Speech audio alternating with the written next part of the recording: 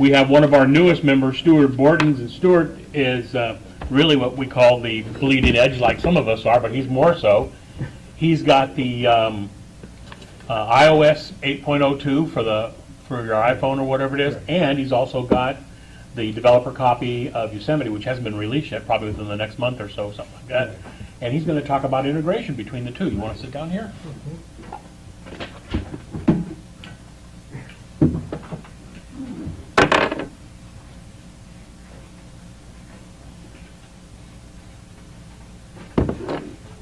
Okay, just get set up.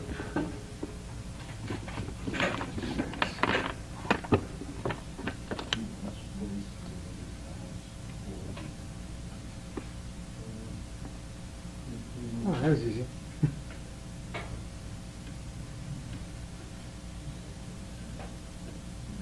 Okay,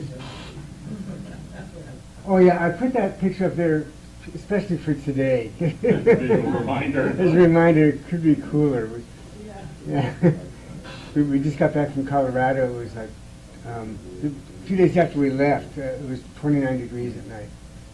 So 29. 29, yeah. It was nice. But anyway, yeah, I do have the Yosemite beta version on here, and for most of the last month or two, I had it on an external drive because I was afraid to partition this hard drive. But this is the gold master, right? This is the Right. One, so they think this will be the real one, right? Right. Well, what I did is, yeah. But I ended up partitioning the drive after I backed up everything. It works fine.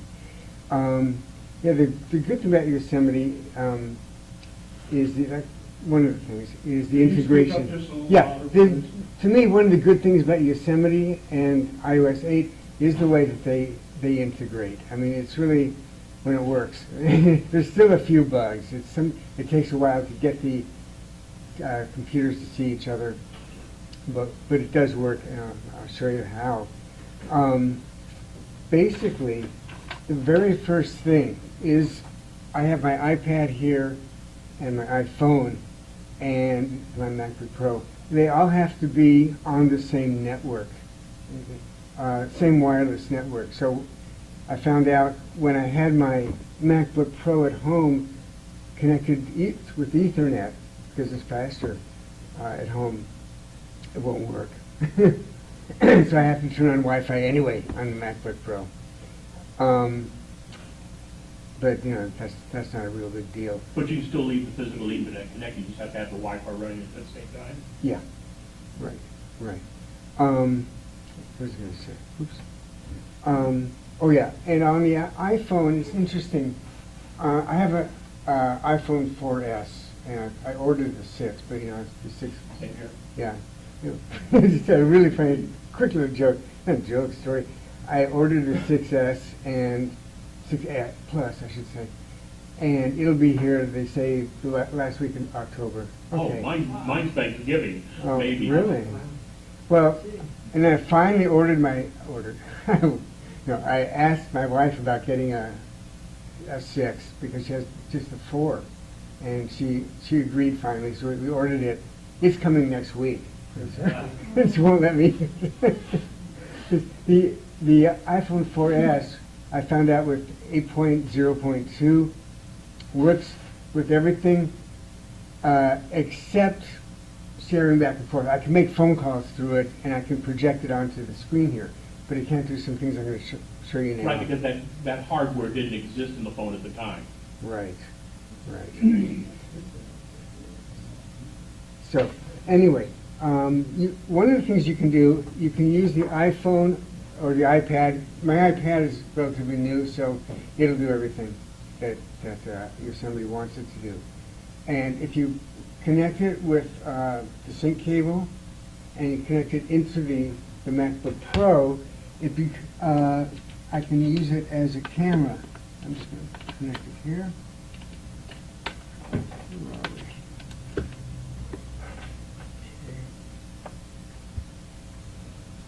Yeah, it just saw it. So if I open up QuickTime player, and I should be able to select new movie recording, Oops. I should be able to select the camera. I haven't done this for a little while. It's already on screen. Well, that, it Whether showed, you it want showed to my use FaceTime. the built-in eyesight on the MacBook or on that. Oh. Right. So I'm gonna go, actually, I'll show you what I'm doing. Yeah, that's another feature. The mirroring.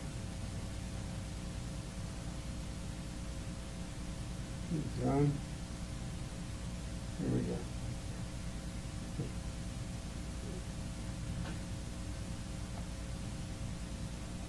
Okay, so now you're looking, well, this is another feature. Didn't expect to use it.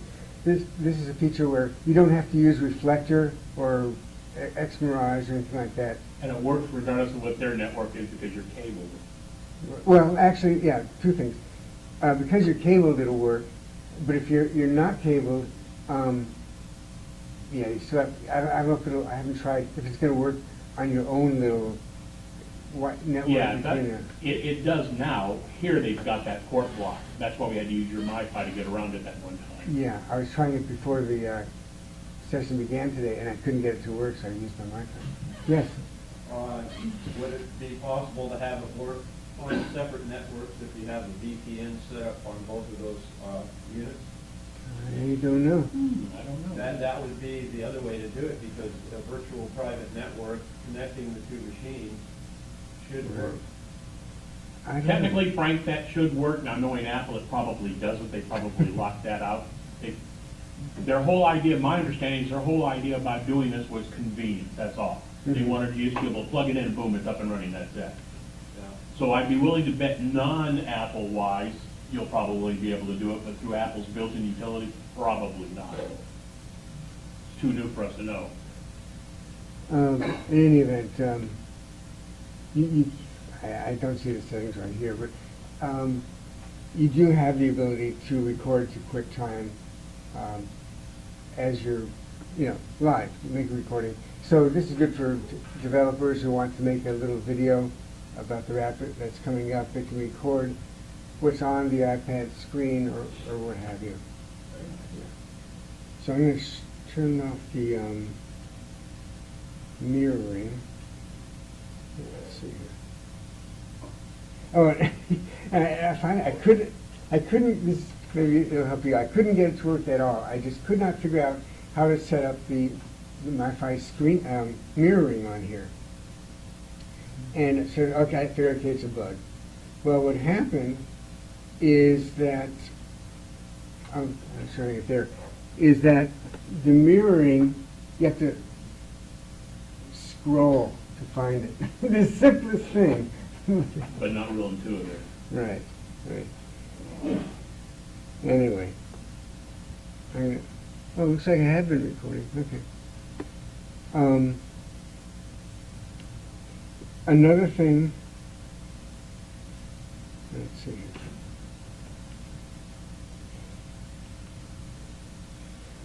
Another really cool thing is the handoff. In other words, I could start using an app on the iPad or iPhone 6 and continue it on the computer or vice versa. So if I start, let's say, messages on here, and now I look down in the dock, here's way off to the left, here's messages, and I just click it open, and I've got it on here. And vice versa. If I start messages on the MacBook Pro, and what I have to do is I have to go back to the lock screen. Maybe they'll figure out something different because it's a little bit inconvenient. Or to get that icon down there. Yeah. Now, let me ask you about that, though. So, if I had messages running on both, if I had my iPad, I don't have one yet, but after the 16th maybe, that's their next supposedly date, can you both be entering stuff for both devices, or is it an either or? I don't know. Right now you can do that. Yeah, I would think Yeah. I would think if my wife wanted to join in the conversation, not that I necessarily want her to, I could hand her my upcoming iPad and she could be seeing what I'm putting in and also add stuff to it. I'm sure it'd be considered the same user. But, Yeah. that would, you get a dual entry point that way if you really want to do some Yes. collaboration or something. That's true, I don't know. But, anyway, where'd it go? What happens is on the iPad itself, a tiny little icon shows up in the lower left. And you swipe it up, you've got So you don't even have it. to log into it because it knows you're on the same net. Right.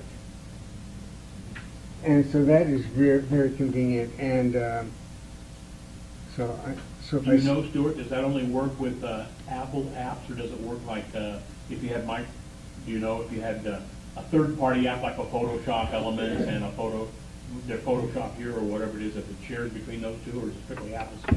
Well, right now, I just wrote it down. It only works where you, in Mail, Safari, Pages, Numbers, Keynote, Apple stuff, Maps, Messages, Reminders, Calendar, and Contacts. Apple apps. Right, except I was practicing for today, and I was trying to get it to work in Pages, Numbers, and Keynote. It doesn't seem to work. And I went to the Apple Forum, and yeah, that's a problem they're working on. Hopefully it'll work in 8.1. It works for some people, not for other people. Of course, not for us since I'm presenting. But I just find it ironic that the apps it doesn't work in, or it's buggy in, is their main apps. Hopefully they'll get that fixed. AirDrop is really a cool feature. Let me show you that. I go to my AirDrop folder here. Hopefully it'll see me. There we go.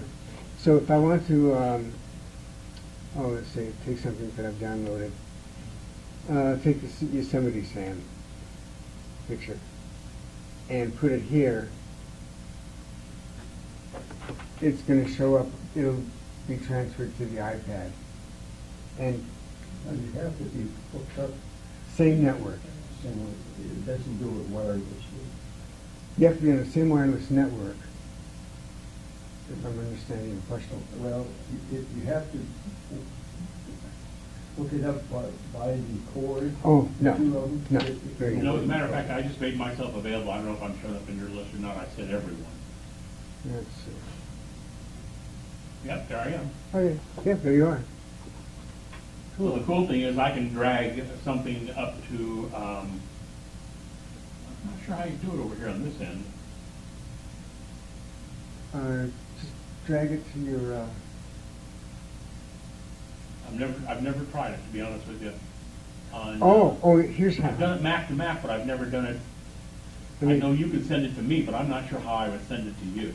Right, let me see if I Same can. way, you just tap your AirDrop, and he has to. Right, accept it. yeah, let me show you. Oh, here we go. Good. Okay, so if I want to send a photo to you, let's say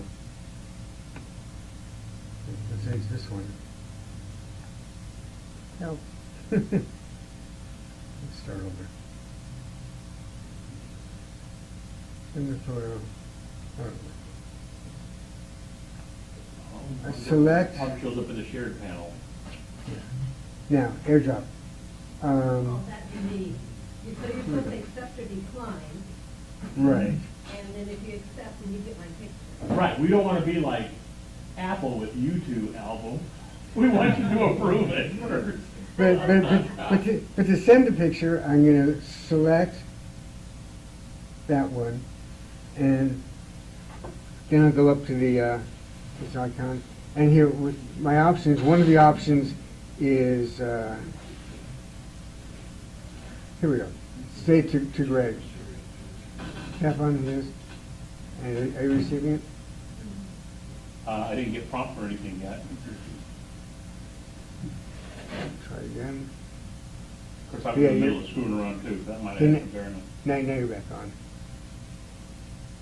says waiting. Hey, how about that? Well, that sure beats the hell out of having to screw around with Dropbox and all that Right. crap. And Yeah, so I've got it here. it does do videos. I haven't tried anything of a huge size. So I'll try sending you one and see how well that works. Okay. When Yes, sir. when you receive that, is that stored on your device, or are you just looking at his? No, it's stored on my device in whatever kind of a, so in the case of that, it went into the camera roll, or what they call the camera roll now. So let's see. I read somewhere there's, in the code, they're showing that they may go back to the term camera roll.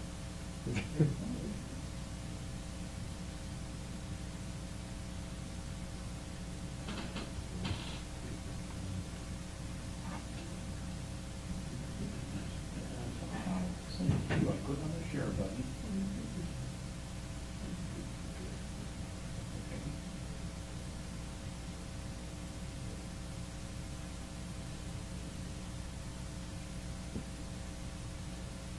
I don't see your name pop up here specifically.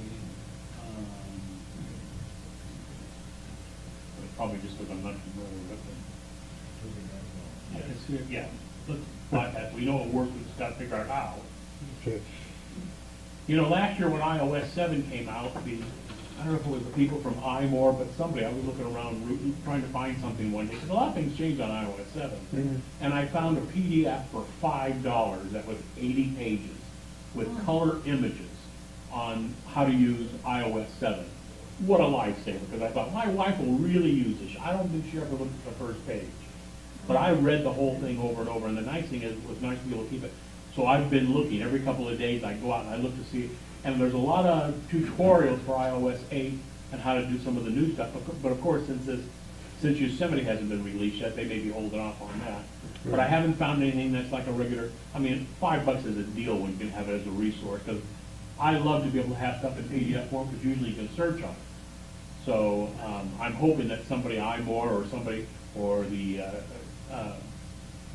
angst people who make the little books or whatever, Mhm. will, Tanya and Adam Angst, that's what I'm trying to think of I'm trying to think of them. They make a great series of books, and I've bought several over the years that are really great, and I'm hoping somebody will come up with something like that. The other thing I want to show you, one of the best things, is the fact you can make phone calls from your Mac, and it'll go through your iPhone and make a call. So the way I'll show you to do that, I'm going to open up TextEdit, and I'll just type in, let's see,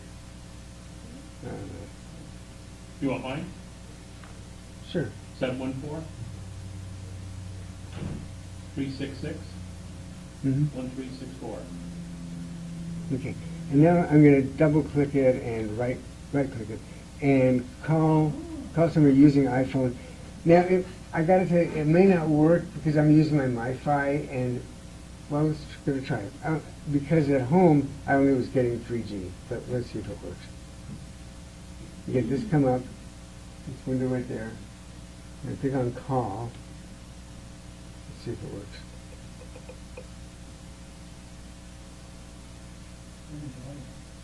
It's not working yet. It's trying. iPhone not available. Oh, you know what, I'm probably not on your network, that's probably the reason. That shouldn't have to be. That's right, because it's coming through the phone.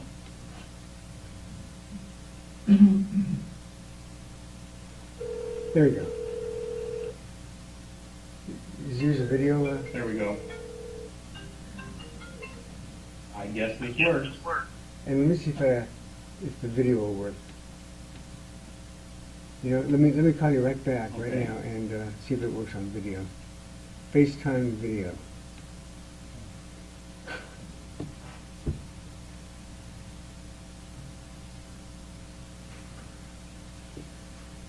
Yeah, click up, there you go.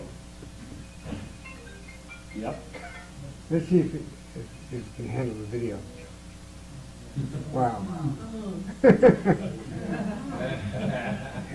I mean, that is really... Boy, what a horrible nightmare to wake up to. Halloween already? And I took my mask off already today. So there we go. Yeah, it's my, I'm gonna hang that up because the echo is pretty bad because we're so close. Right. It's my understanding that where they think that this is gonna be really useful is you'll come home, if you're in the habit of taking the phone and either plug it into your charger upstairs near the bed because you use it maybe as a clock radio or whatever, I do mine. Mm-hmm. Since you're still inside the same Wi-Fi, your phone can be ringing, but you'll be able to answer it on the Mac. Right. So it's using the phone solely as a conductor to be able to get to the outside world over the phone, and I think that's a great idea. Yeah, yeah. And if you come across a telephone number while you're on the internet, and you can dial it straight from there. So anything that looks like a phone number, you just highlight it, and then you can use the right mouse click or whatever it is to scroll down to make a call. I have found it to be hit and miss so far. Pardon? I found that to be kind of hit and miss. Okay. Maybe it's just me just getting used to it, or maybe they have to work out a bug or two, I don't know. But sometimes the number will work on a website, and sometimes it won't.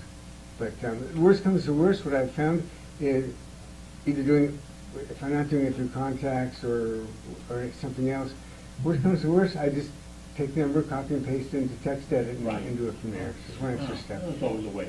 Oh, yeah, because one of the tricks might be is in order to be able to copy and select it here, it has to still be viable text. So if that's an image file up there because they don't want anybody hacking it or whatever, it's not recognized as text and it won't know that those are numbers. You know what, let me try an experiment right now. Can you give me your phone number again? 714-366-1364. Okay. Now I'm just going to try.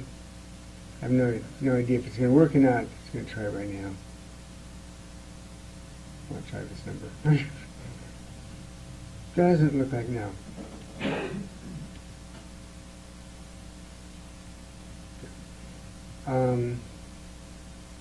Finally, I'll look that up. But yeah, it has been hit and miss depending if it's a real text or just, like I said, just like an image. Is there anything else? I'm sorry I didn't get the QuickTime Player to select the camera, but like I said, when the iPad or the iPhone 6 is connected, the way that we have it now, except for the lightning cable, it does pick up as another camera. Yeah, I've noticed on QuickTime Player, on mine, if I've got an external eyesight, I've also got an external ProView camera. And if I've got those both plugged in, when I go into QuickTime Player and go to the recording, all three cameras show up because it recognizes that I've got three cameras. I can only choose one. Right. And there's other software out there like Camtasia and a few others that will let you do both. Yes. I'm going to try before I wrap up. I know it works in iMovie. Let's see. Import. I know it's seeing it here. You have it plugged back in? Yes, plugged in. Okay, import. Here's my iPad. I'll turn on the camera.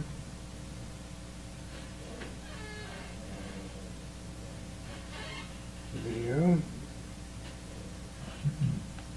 That's the iPad. This is. I'll work on that. I'll work on that. So, yes. When you do the phone, if somebody calls you and you answer on your iPad or your MacBook, can you see who's calling? If it's Does it tell you? it would just be like a regular FaceTime call. It would be like a regular FaceTime call, if they have, if Oh, they're calling. I see what he's saying. Can you see who the person is calling, not necessarily their face? If they're in your contact list, yes. But Is this a solicitation, can you tell? no. So it won't show the caller ID then? If they, that's a good point. You know, what, let me try calling I myself. mean, right now, the iPhone doesn't show caller ID. It doesn't say who, it doesn't say who 888-703-6445. It doesn't say that. Now, if I had that number in my address book, it would match the number up with the address. You want to try to call me, and we'll see if it's And what's your phone number, Stuart? it's 562 I can't see his phone, I don't know. 773 I'm sorry, 77 what? 773 3 773. 3426. Yeah, let's see what happens.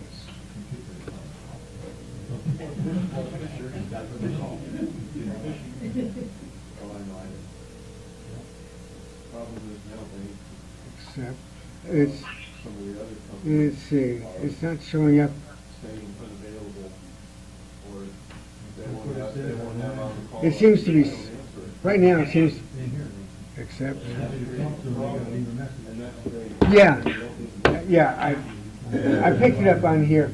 It did show your number. I know somebody had their. It showed your number at,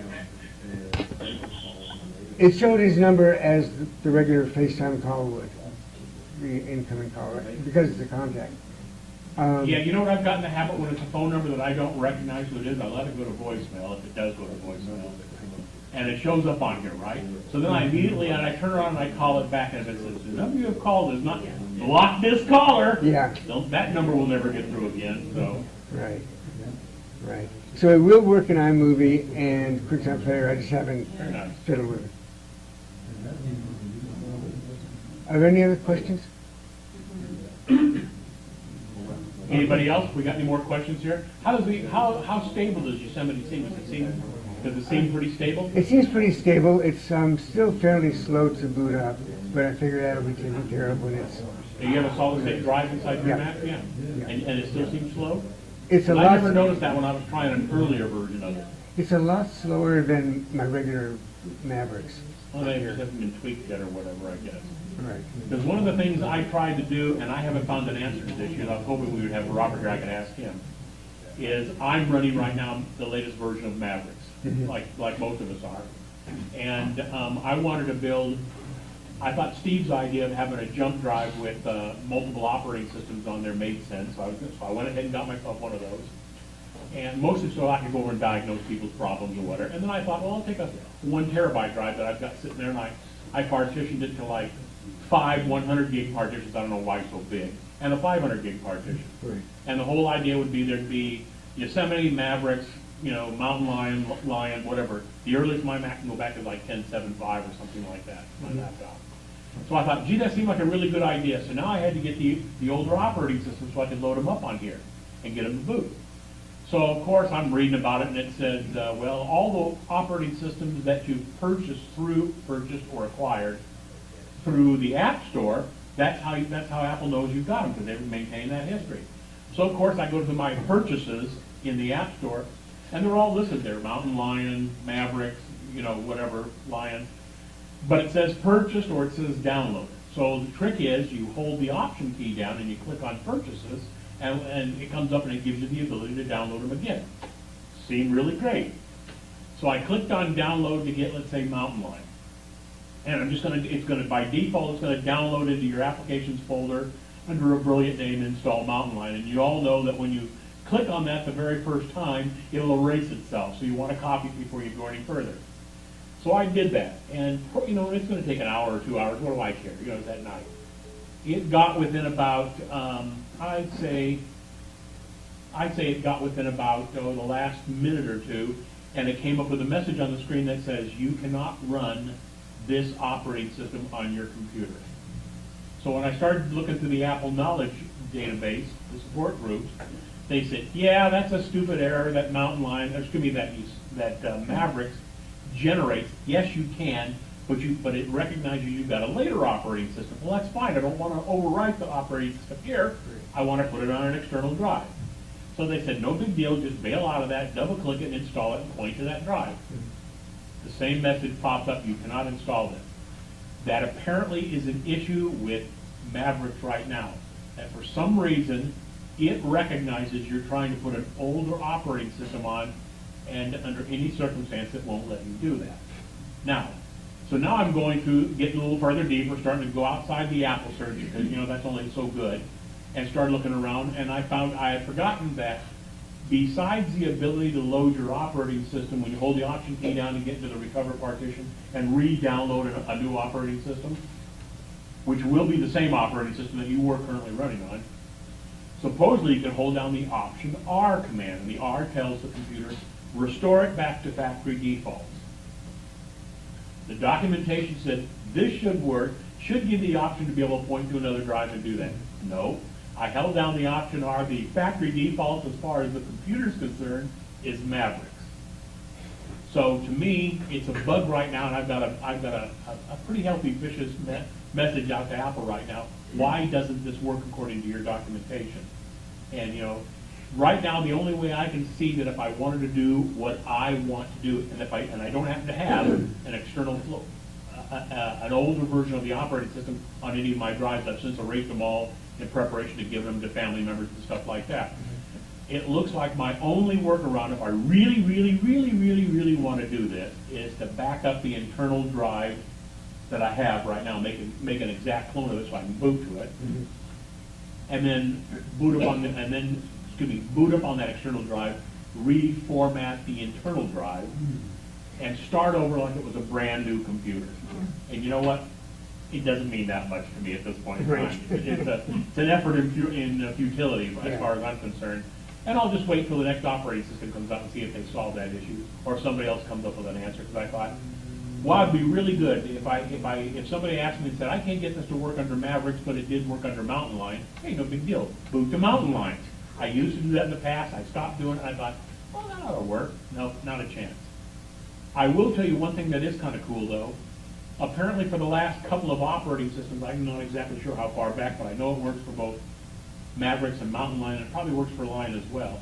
It used to be the only time you could repartition your existing drive is if you're going to load Boot Camp on there. So if, as an example, you went into Disk Utility, you picked your primary drive, and you went down there and you clicked on the option that says Boot Camp, Apple would move whatever necessary data was around and allow you to create a Boot Camp partition so that you could put the Windows operating system on there. Well, that's great. What if you really don't want Windows operating system? What if you want another Mac operating system? Well, the old days, 2 years ago? Yeah, right. The old days, you'd reformat the entire drive, or you'd repartition the entire drive, which would lose everything, and you'd then load an operating system in slot A, slot B, slot C, as if they were multiple drives. The current disk utility allows live partitioning. So, which is kind of a neat feature. I mean, it's been available in the PC world for Partition Magic and a few other utilities for years. And apparently they started offering that, they just didn't bother to tell anybody. And so, as long as you've got the space available, you can put another operating system on there. It doesn't have to be Windows, it could be an older version of Mac. So if you've got something that only runs under older versions, but you're currently running one of the newer operating systems, you can repartition that live without doing anything else.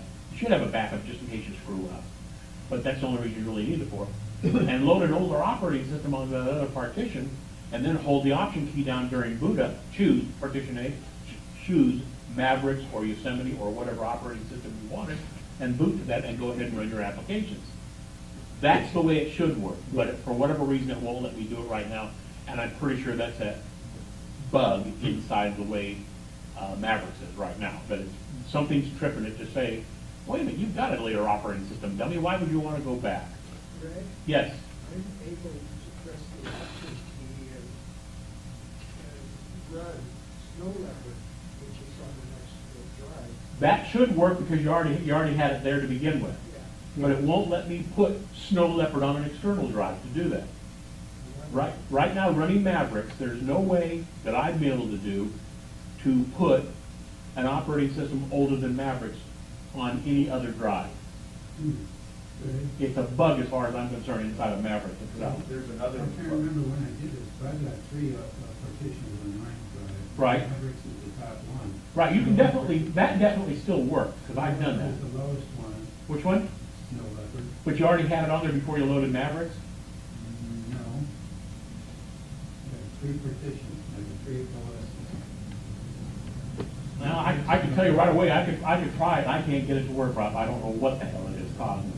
Well, no, 1095 I is. see what that is, but I know I've had Mavericks before I partitioned. Yeah, I had done that before too, I just don't know why it's not letting me get, what if, for whatever reason you've got, remember the people who went with 8.01, you remember the issue that was on iOS, and Apple had to bring out a tool to be able to take it back to 8.0, and then thank God, within a week or so they had 8.02, which seems to be relatively stable. I mean, it'd be slower to launch from this. Yeah, it might be just the fact that I got it downloaded off the internet or whatever, it is, that the App Store, it might be a honk at the App Store for all I know. I'm pretty sure I used it this. Yeah, I'm pretty sure that would probably work, Ralph. And so the only other option is to go out and spend $20 for an older operating system. No, I'm not gonna do that, doesn't mean that much to me. I got the QuickTime Player working, so I'm just recording everybody here. Okay. The way I did it, down at the bottom, when you go into QuickTime Player, well, let me put this one. I'll save it here. I'll open QuickTime Player again, click on New Movie Recording, and right here, I didn't see before, Oh, there's a drop down. drop down. You can pick which camera and which model, that's cool. And quality, high or maximum. I guess high is higher than maximum. but again, so if you're demoing something, well, on your iPad or whatever, you can record it. But now you've got an extra camera to record the whole Handy, I thing. love being able to use this stuff for non-normal uses. Yes. I have a question. Suppose you wanted to do this exact same thing, but you wanted to record what's on your screen, Mm-hmm. okay? And be able to comment on it. So the only sound would be your voice as the input. How would you go about doing that? Well, if All right, you- screen recording is built into the latest QuickTime Player. Right. So you New- go up there, you can say, see new screen recording, and by default, it takes the entire screen. That Right. solves that problem. Okay? But if you want, and then you can pick the microphone, do you see that pop out of the edges there? Yeah, that's the thing I didn't know was there. Now, if you wanted to do the entire screen, and maybe you've seen some of the videos where the guy's got a little inset of himself down here in the corner or whatever, Mhm. that takes a little bit more advanced work. There's two ways to do it. One is to make the screen recording, probably the simpler way, and then go back and edit it, put that other piece in. But there's a piece of software, I forget what it costs, I've got it on my computer, but it's probably since timed out, called Camtasia. There's a few of them that do I'm something recording it like right that. now on Camtasia. Pardon? I'm recording the Camtasia right now. You are, okay. Yeah. And Camtasia, as I understand, will let you do multiple cameras. If Yeah, I I'm not haven't tried it mistaken- yet, but yeah. If I'm not mistaken, you can do multiple cameras, so that you could do, I could use, let's say, the built-in iSight camera to get me, but shove it down in the lower left-hand corner and do the screen recording for the rest of them, and do it live that way. And I think it's pretty reasonable, I think it's about $30 or $40, something like that. What's the Anyway. best way to get the best sound? I know you can use the built-in speaker, but would it be better to have something plugged in directly? You bet. Yes. You bet. You're better off either with a lavalier mic, if you can use one, clipped onto your clothing, something like that. That's still probably one of the best. Or I've also got one of these, I'm trying to think of what brand it. If you ever watched Leo Laporte, Mac Break, or any of that show, I'm trying to think of the mic that he uses. I bought one of those used. I don't have a pop screen for it yet, but I bought one of those for about $50, $60 used, because they're about 150 new, something like that. And it allows me to mount it on a tripod. I don't have the mic stand or any of that kind of junk. I just happen to have that mic. I forget the brand of it. It's kind of dull silver in color, whatever tells you a lot, I know. What's the name of that flip one again? A lavalier, I think that's the French word Right. for, Right. but the kind of mics you see them use on the TV shows, usually on like the talk shows, they'll usually have two, just in case one fails, not always. But they're usually running two, and they'll usually, thread the wiring up through the clothing or whatever it is, have it clipped up here. They're usually considered an omnidirectional mic, but the input's turned down so low that it usually doesn't pick up the other people. But that's almost always a lot better than the on-camera microphone. They're almost always better than that. Even Now, this cheap little microphone. there you go, something like that. would work $5 fine, mic. too. Yeah. Now, I did see the last couple of days, I talked about this before, I read TUAW, I try to read it every day because I like to get the free crap that I can. But there's some company, and for the love of me, I want to say it's iWorks, but that's not it, it's something else. iWorks is Foldy keyboard. There is, you can go back and look at TUAW the last couple of days, you can see it. I'm going to talk about screen recording, how about that? And there's several companies that make mics specifically designed to work with the Lightning connector or the 30-pin connector on the iPhone and iPad, the older models or the current models. One is a unit that clips on down here at the bottom, because this has only got a single channel mic. It's feeding both the left and the right into one input. One of them is a unit that mounts on the bottom, and it's got two microphones like this, crisscross. Oh, look at this. And it's, there you go, that's the company, I think. It might be a different one. And that's one, and the other one that they had is just an adapter with like a 20-foot cable or whatever, so that I could, as an example, if I was going to be using my iPhone to get Stuart, I could actually clip the mic, use the lavalier mic clipped onto him, run the wire across. Who cares? Everybody's using that anyway. But at least you're getting a better quality sound. And I saw an ad for an infrared camera for the iPad or iPhone. It's like $200. I Not too would many use of it, but again, if you listen to Mac Break Weekly or iPad Today is another great one that's done by Leo Laporte and Sarah Lane, and that's weekly also.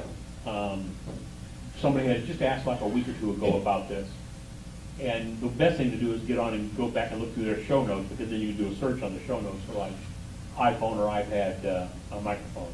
right. But they all said the same thing, that the cheapest clip-on mic is better than the built-in Yeah. mic, because it's designed specifically for that purpose, so. Right. Stuart, Yes. it really is off topic, but it's only a second. You just, the last screen you were on showed that little, Bluetooth speaker.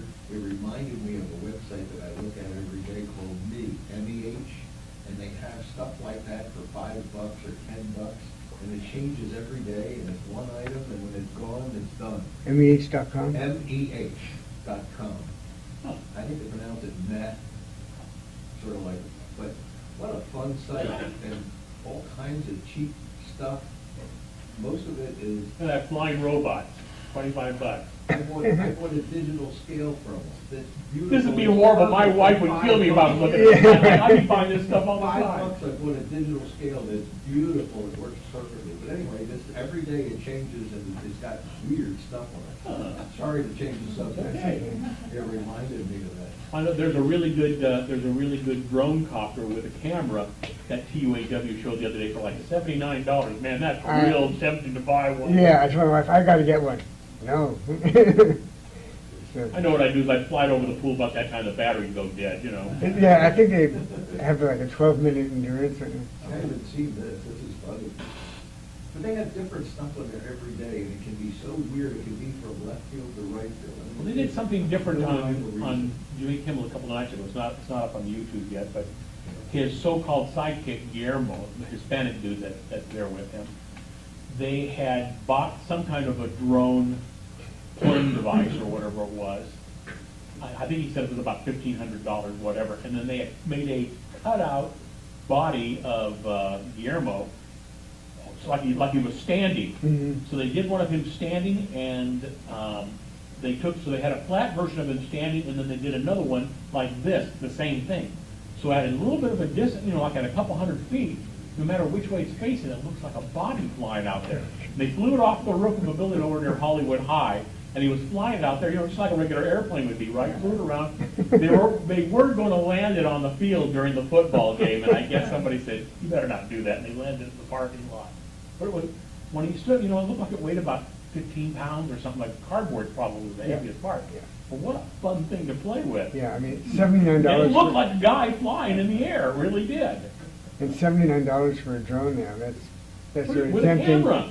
With Yeah, a camera, so you yeah. can see what you're doing. Yeah, because maybe we'll get our packages from Amazon with the drones, according to pieces. Did anybody ever see that? It was done, I forget who did, where they were dropping the packages, but they were dropping them in the street and on the concrete in the pool. A spoof done. Yes. Oh, the instant phone locator, how do you get to that? Do you have to pay for it or what? You mean the Find My iPhone thing? No, right bottom right hand corner, way down below, right there. Look, no, up a little bit. Oh, this is an ad. Yeah, how do you get access to something like that? You know what, I'm hovering over it, and I'm looking down here in the It's like the corner. reverse phone lookup is all that is. Google. Yeah, exactly. Google EAD services or Google Lead services. So, yeah. So if you go ahead and type my number in, 714-366-1364. probably gonna take you to a site to spend money. Oh, absolutely, yeah. I don't have that number blocked, I could care less. I have as much fun blocking the future callers as anything else. I'm sure it's gonna just say to pay for it. Well, it gives it Narrows it down to Los Angeles, yeah, right. gives latitude and longitude. Well, that's pointing to about the place, to about where my, shows me south of Ball Road, I'm not, but it's in the ballpark. But if I click on view full report, I'm like 100% I'm sure sure. it's gonna be something ridiculous like that. Yeah. Yeah, what a deal, hey, only $19.99 99 cents for a free trial.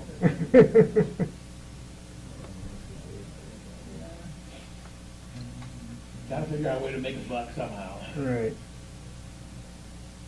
Okay. I got a question. Yes. Kind of we're running 7 point something on our iPads.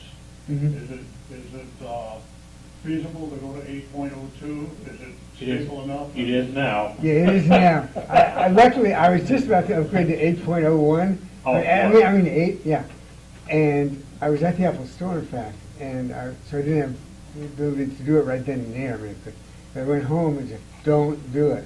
So, You know, surprisingly, Apple, 0.02, no problem. Apple had that available for like less than 24 hours. They started getting complaints and they yanked Less it than back. 2 hours. And then like the next day they had how to remove it and take it back to 8. Yeah, yeah.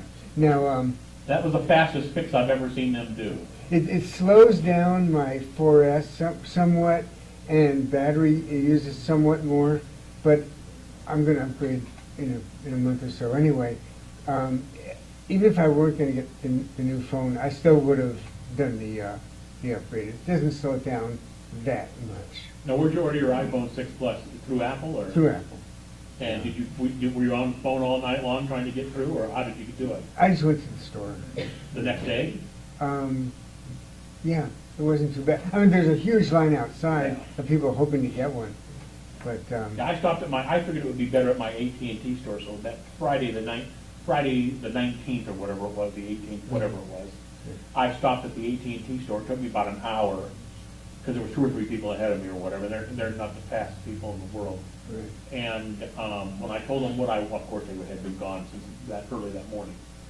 But I ordered myself a 6 Plus with the 128 gig. Yeah. Because this one's a 5 and it's pigged out at 64. So, Right. and I just decided that like a little difference in size is going to make much difference to me, you know. And a friend of mine has one of the 5.5 Samsungs or Googles or whatever they are. And I tried putting it in and out of my pocket. It didn't seem like it was a big issue, so. And Apple's giving a pretty generous, not rebate, but credit for if you trade in your phone. It's like, I'll find out for sure, but they say they'll give me $200 for the 4S or $300 for something better, depending on the condition and the Right. capacity. So it's pretty generous. And up until a few days ago, AT&T was doing the same thing. And Verizon, I think Verizon will give you a free 16 gigabyte iPhone 6. If you, Yeah, and Radio Shack's giving a $50 gift certificate.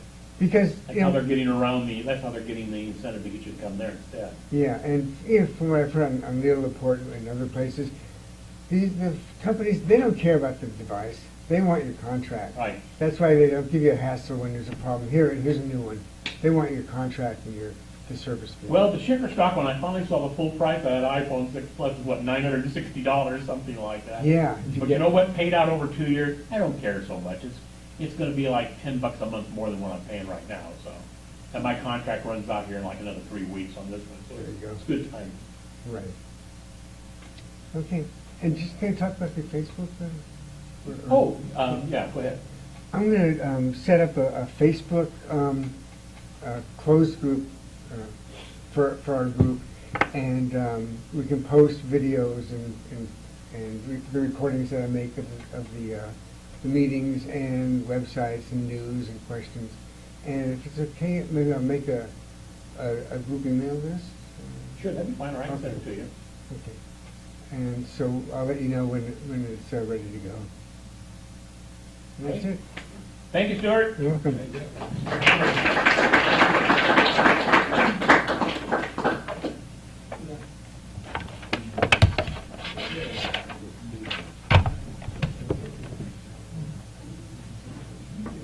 Allison? Now, what do you need to hook up or plug in? I got every adapter in the world with me, but, They're pretty well set up here. You guys are usually set up, yeah, that's it. Audio would be good too. Right there, so that's Thunderbolt connector, and there's audio on it right there. Hi. How you doing, Steve? And what's the dog's name? Tesla. Tesla? Oh, after Nikola Tesla? Yes, And- well, Do you guys have one of the cars? would that be hot? Is it cool? Yeah, and ever since I saw the interview with Musk and, Jimmy, not Jimmy Kimmel, but, she's a comedian, I can't think of his name now. Kevin Pollak. I've wanted one ever since, my wife says, yeah, sure, keep dreaming. Well, we got to drive one of them. Was it cool? Actually, not the Model S, but the Roadster, and, They have a place right down the street you drive by Yeah. and come in here. and it was really cool, and they said that it was gonna be around $50,000. Really? And we were like, oh, hey, wow, that'd be good. And it what, 2-year wait? 75. Oh, No, 75 grand? 75 Yeah, grand. that's Yeah, yeah. Hey, everybody, I'd like to introduce, most of you probably remember her. This is Allison Sheridan and her husband Steve, and the dog Tesla. Allison does a weekly podcast on Sundays, but you can pick it up on iTunes and a few of the others, called NoZillacast. And she's, luckily enough, she manages to get in with, you've been on Leo's show a couple of times, right? Yeah, I've been on Mac Break Weekly a couple times.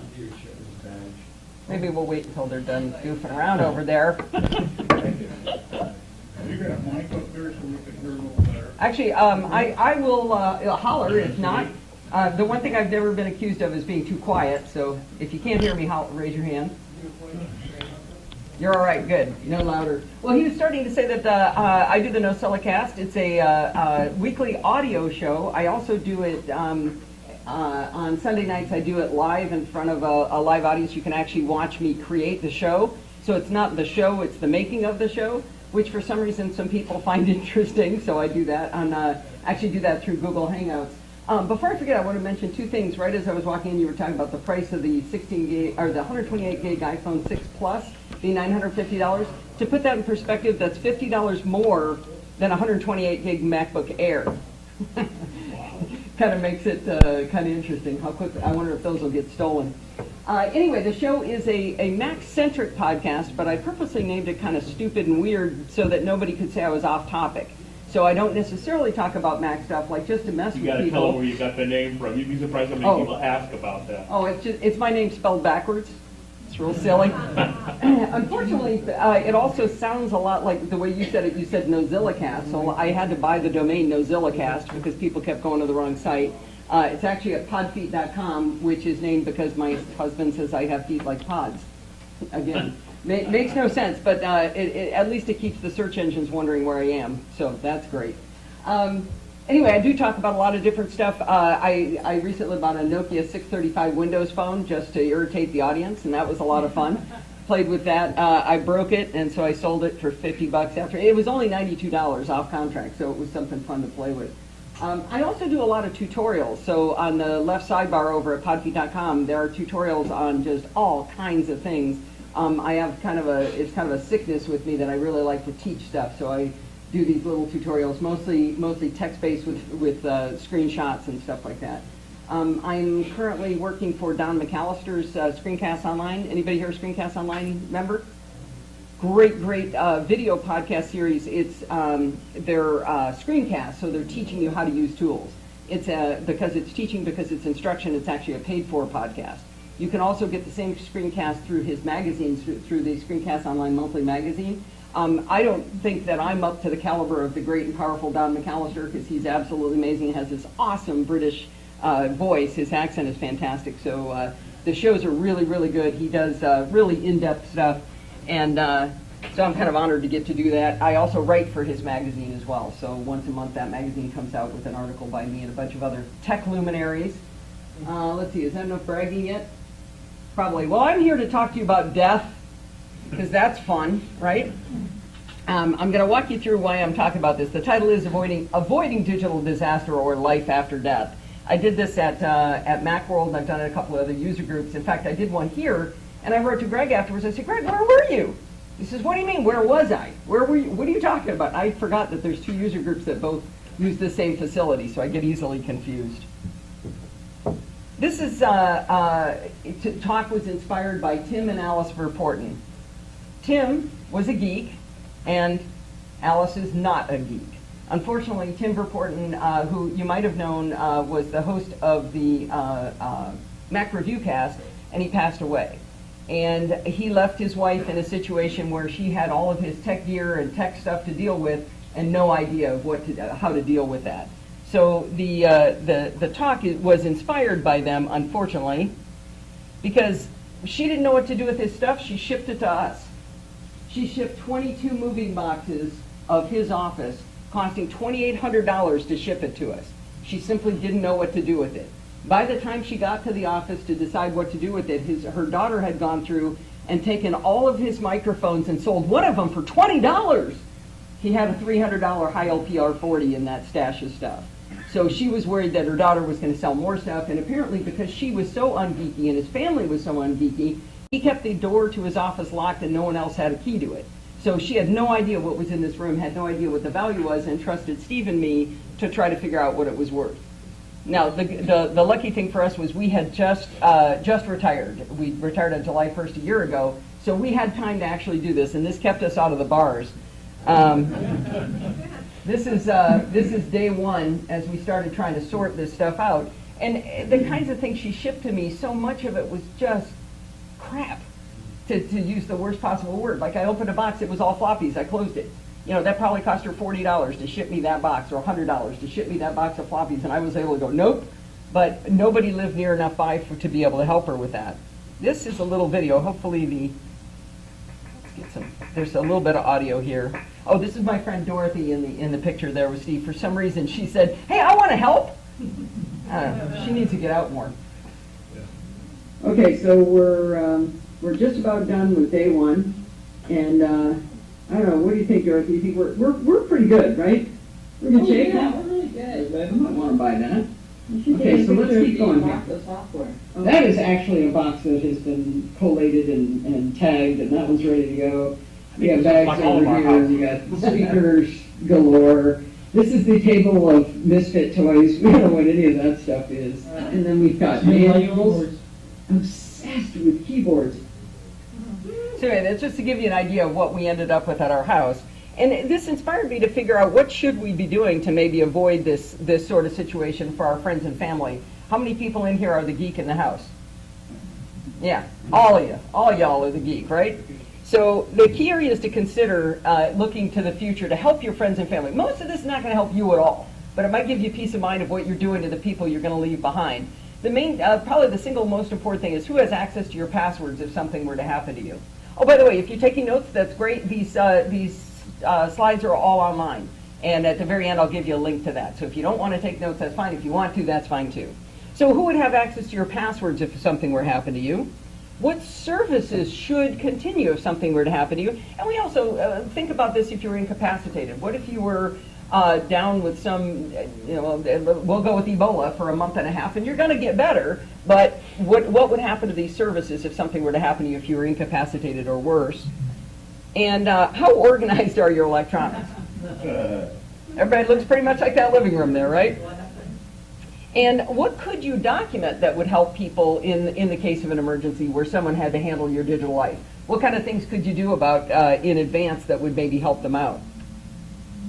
This is probably one of the saddest things.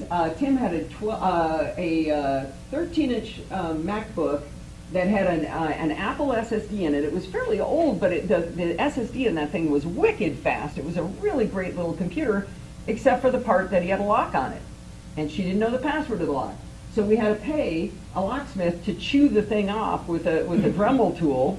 And so we paid like $50 to get it chewed off. And of course, it kind of dented up the side of the Mac when it was done. And well, in this case, actually had a problem with the logic board. But it was worth $400 before all this stuff had gone wrong. Had she known his password, that would have been an extra $50 in her pocket. But just simply not knowing the password on that key lock, and she lost $50. So how many people in here use a password manager? LastPass, 1Password? Have you guys been lectured on it yet? because I'll come back and lecture on that. I would That would love, be great. I would love to come back and do, and I don't mean lecture like, well, you really should. What I would talk about in this is that password managers make your life so much easier. Humans are very bad at two things. We're really bad at remembering things. Anybody in here bad at remembering things?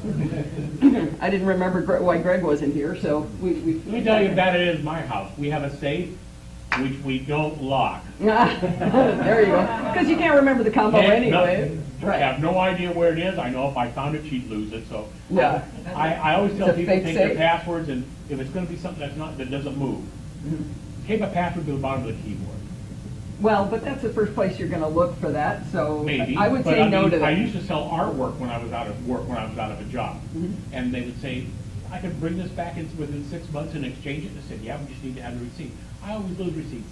Tape it to the back of the painting. Taping the receipt, yes. Not a password I wouldn't tape to your keyboard, but I would tape receipts. Not on the top. I mean, if the No, but keyboard it's stays at home. It's the first place people look. It is the first place people do not take his advice. We'll have this lecture later. Don't listen to Greg. Yeah. In a word, what's the best password manager for that? The good news is there are two answers to that question. It's very difficult to decide. There's LastPass and 1Password are the two big runners. 1Password is much more expensive, but it's very pretty. It's very clean. It's got a nice interface. It works with the iPhone. It works with Touch ID. So now that Touch ID is integrated into the iPhone, I go into my password manager, I go to 1Password, and I tap my thumb on there, and it unlocks my vault of all my passwords, and I don't even know what my passwords are anymore. And it works better than when I knew what they were, because it'd be going, okay, I'm supposed to know this one. What was that one? We're bad at making up good passwords, and we're bad at remembering them. That was the Now, same. it does Yeah. show up in bundles every now and then. Yeah. Like when I bought 1Password, it ended up being $9. Well, that. Normally it's like 50 or something like that. Yeah, I forget exactly what it is. But Hang on, it'll we be got a in- question it'll be back in a here back bundle and one with up it. here, and I haven't answered the second half. Yes. I have 1Password on all my computers, pad and iPhone. Uh-huh. Do they all integrate? Is that? They integrate together if you agree to keep your vault somewhere in the cloud. So you put all your passwords in this vault. You can do it in iCloud or you can do it through Dropbox. And you have to trust them that they really are encrypting that ball of data, right? So a certain amount of trust with that. But here's one thing I can tell you absolutely. They are better at protecting that information than you are at remembering and creating good passwords. So your chances of screwing up are significantly less, even though you're trusting them to do that. So if you don't put it in the cloud, no, they can't all talk to each other because they don't know what it is. The information isn't accessible. There's a question over here? Yes. Yeah, are these better than the vault thing, the password thing in your, built into the operating system? Oh, you're talking about, or, no, you're talking about iCloud Keychain. Keychain. Right, iCloud Keychain is good. I'll tell you what bothers me about that. How many, let's see, do you have a complex password on your phone? Or do you just have a key code? I'm on health phone. Oh, okay. So, Today I am. yeah, well, that's okay. That's all right. That's fine. We take all kinds, right? My brother has a flip phone on purpose just to irritate his wife. I think on the Mac that might be okay, but do you have a password to get into your Mac? Yes. Okay, so every time you wake it up, you have to enter a password?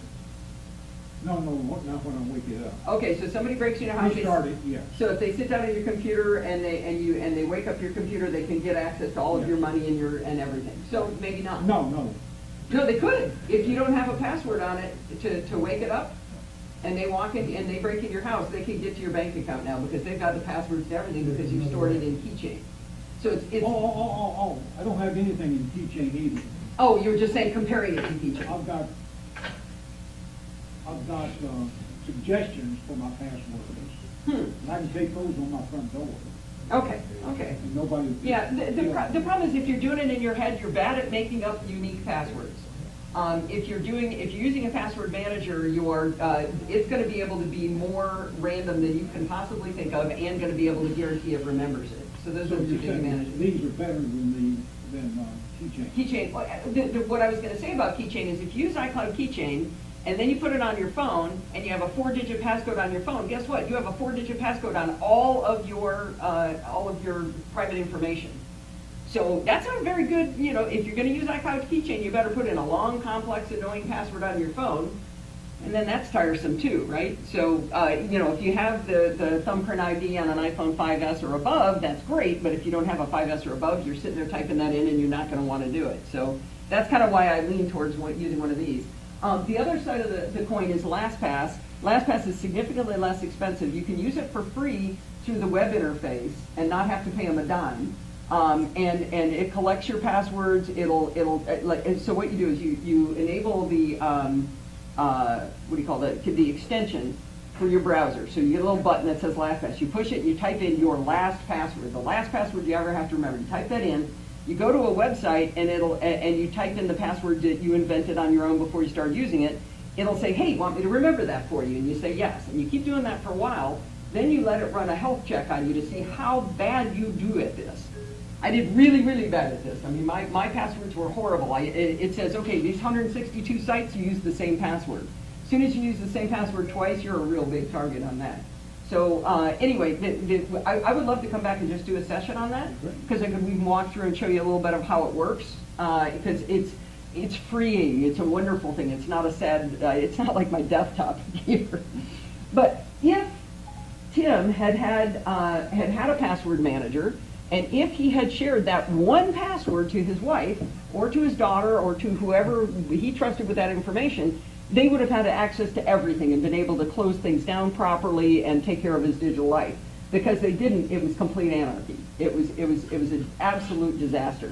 Yes? How do you get rid of the keychains if you decide to follow your own keychain? There is a way to, there's an app called Keychain Access, and I think there's a thing in there you can delete. I'm not real good about that, but maybe I'll make a mental note to find out what that is before I present on it. Okay. Another thing you might want to do is put a list of your passwords in your safe deposit box if you have to. That's not a great solution because they're going to be changing all the time. You're adding passwords all the time, so that's not a great solution, but it's better than not telling anybody what your passwords are. Somebody suggested print it, cut it in half, and give it to 2 people. Well, those 2 people can still go, hey, you got the other half of his password, I'm good, I wasn't so fond of that one. I like the safe deposit box better than that. Now, think about your credit cards for a moment, and we're going to just kind of put this in a holding pattern to remember to think about your credit cards, because it turns out that has repercussions through everything that you do here. So as you read the slides, think about, what does my credit card have to do with that? What does my credit card have to do with this one? One of the biggest ones is, don't let your email account disappear. If your family member got rid of your email account, all kinds of really important stuff is attached to that, like your phone bill, which might or might not be important if you're no longer there, but if your spouse is still around and they would like to use the phone, maybe that would be an important thing to still have. A lot of things end up getting attached to your email address. So you need your significant other, whoever's going to watch over your stuff while you're incapacitated, you want to make sure they have access to that, again, back to the password manager. Now here is an interesting problem. Is your email address at roadrunner.com, at comcast.com, at timewarner.com, at Verizon, Fios? Anybody got an email address associated with their ISP? Yeah, guess what the first thing's going to happen when you die they're going to do? They're going to shut off your internet access because you're not there anymore, which is the first thing Alice did. She unplugged the internet and she shut it off. Well, all of a sudden he doesn't have an email address. All the information about all the accounts is now disappearing because all those notifications are coming in to that email address. So it's really recommended that you go get yourself a Gmail account or a Yahoo account, or, heaven forbid, a Microsoft account. It's really not that bad. If you tie yourself to your ISP, you're going to get in trouble somewhere along the line, and it's easier to change it now than to change it later. I know it's a pain to change your email address, but there's a way to route it through and get things forwarded for a while. Yeah? Yeah, I used to have based AT&T and switch providers that I can still use those old emails. Oh, you were able to? Oh, okay. Maybe AT&T isn't the same as the others. I know if you have like Comcast or one of those and you switch to Time Warner. Maybe someone else is Oh, okay. To hold that. Okay, that's good to know. Yeah, I think you're right. I think AT&T does do it. Yeah, a lot of them use DSL. A lot of them use DSL Extreme email utility. Yeah. So nowadays, there's really no reason to get an email address with these. If you already have one, you really ought to start trying to migrate over to something that's static. I mean, if you just move houses, all of a sudden you're in a Comcast area instead of a Time Warner area, you got no email, that's not gonna be very good, right? So it's good to get out from under that. Have you guys heard about two-factor authentication? This one's kind of a pain, but it does have some value. The idea is you have a password to get into something, like your Google account, but you also can be texted a passcode to your phone. So you get two factors, so you have to, they refer to it as something you have and something you know. Well, something you have is your phone that you get this text message with this code in, and something you know is your email password. When you have to have two things, it gets harder to be attacked. That's the idea of it. I go back and forth on this. I think this is a big fat pain, and I hope that we get something better and I just never have to actually do this. It's hard.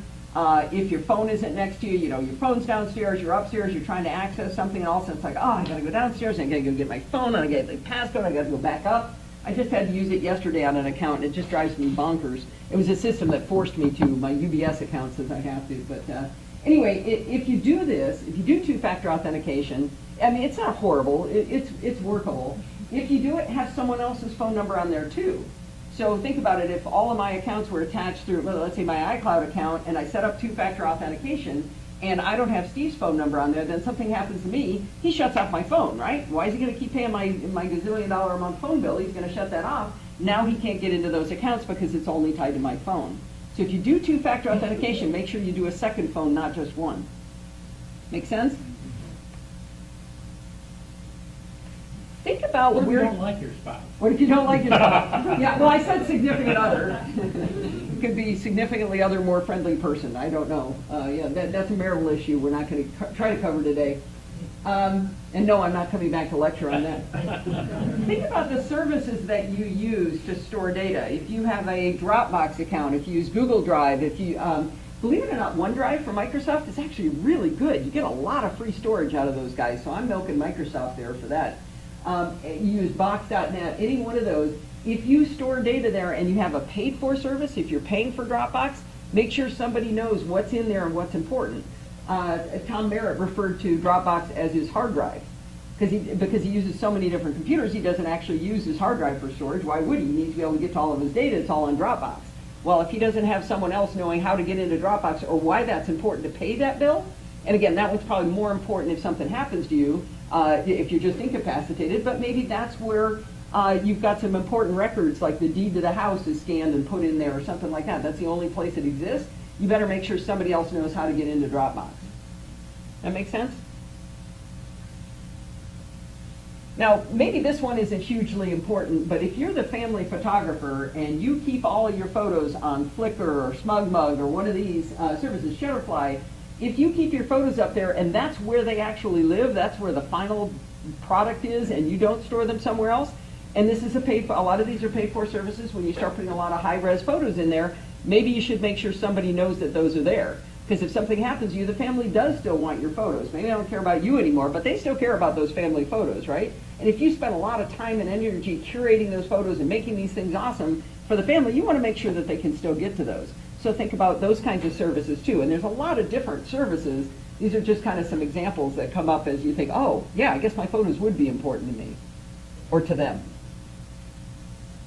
This one doesn't apply to everybody, but it did come up in Tim's case. If you run a website or you run a website for someone else, what would happen to that if something happened to you? I got a call from a guy who said, I'm a buddy of Tim's, I'm a webmaster, and I have found out that he was a webmaster for a whole bunch of people and their businesses are going away right now. So there was a Remax real estate website that he was managing. Nobody had the password to it, and we never did get into that one.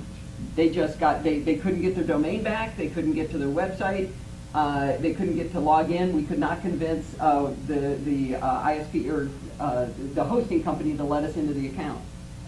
So that one was really unfortunate. Now, obviously, this is fairly obscure, but maybe there's something like that.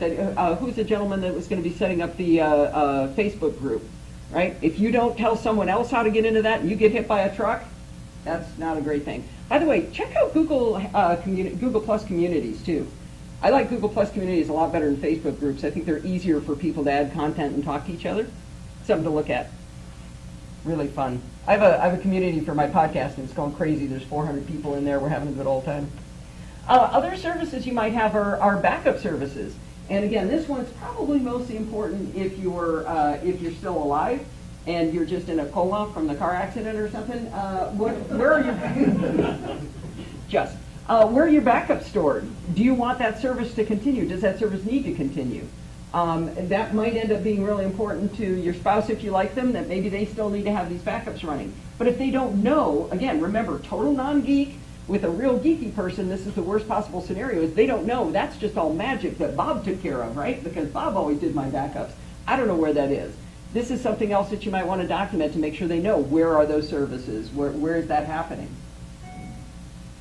Another one, I don't know if anybody uses the transporter. That's a cool little gig where you buy one of these units and you put it at somebody else's house and you actually can back up to each other. So you don't have to pay an online service, you just buy this unit and you back up to each other. But let's say I've got mine at my house and I've got one at my buddy Ron's, and then I die and somebody goes, oh, I don't know what this thing is, throws it away. Ron just left his backup. So if you have something of those bi-directional things, maybe the other guy cares what happens to you. This one sounds really stupid. Do you think anybody cares about my Pinterest account if I get hit by that proverbial beer bus?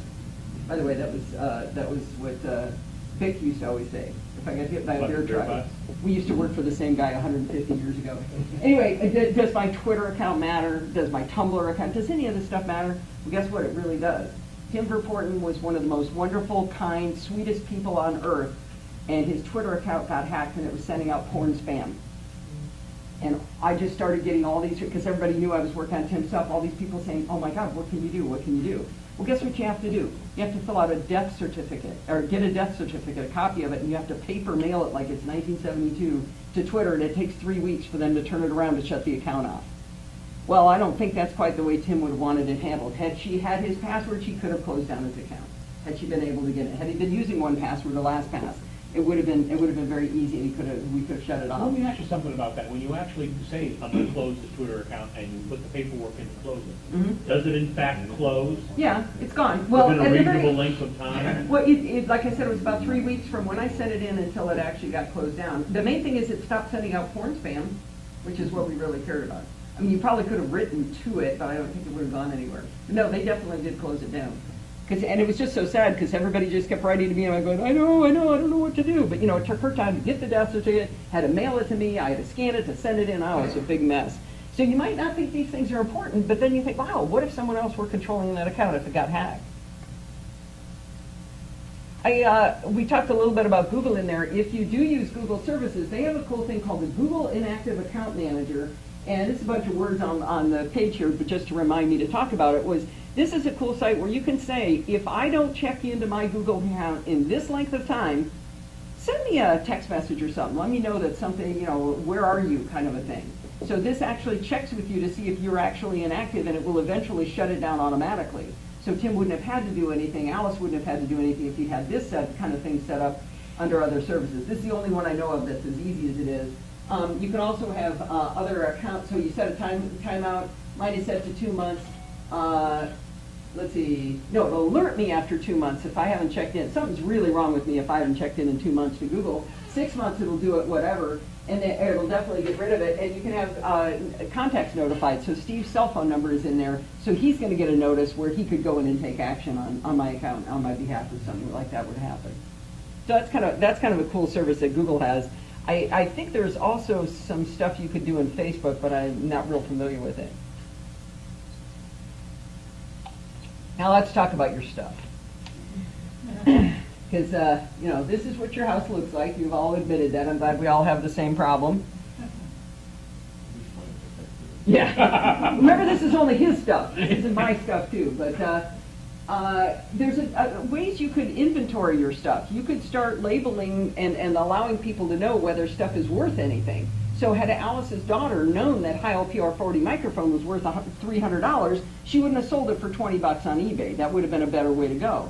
So you could do a geek inventory, if you will. And one thing you do is you could use your password manager. So 1Password and LastPass both have the concept of secure notes, where you could just put in, I bought this and I paid this much for it, I bought it on this date. So you'd know if it's 12 years old, then well, that SCSI connector is probably not really useful for anything. I mean, I'm keeping it because somebody might need it, right? We all like that. So you can use the secure notes. You can also help yourself with warranties. You could scan in the receipt for that painting, take a picture of the painting, put it into your secure notes, and you'd have a record of that where you don't have to keep track of what you paid for it. And again, this is just to give your family a clue that, just give me, sing a few bars. Let me know what I can do with this. I did a video for Don McAllister's Screencast Online about a product called Home Inventory. And having gone through the work of learning, when you teach for Don, you got to know everything about this tool. You don't get to use 5% of it and then pretend you know it. You have to really learn it. I got to really know this tool, and I am in love with this tool. Home Inventory's purpose is to inventory the stuff in your house. Now, in the old days, I remember Steve walked around with the giant camcorder on his shoulder, and I said, in there we have a TV, and we have a VCR, and we walked around the house and we put the tape in the safe deposit box.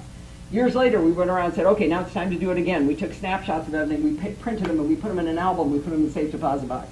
This is so much more fun.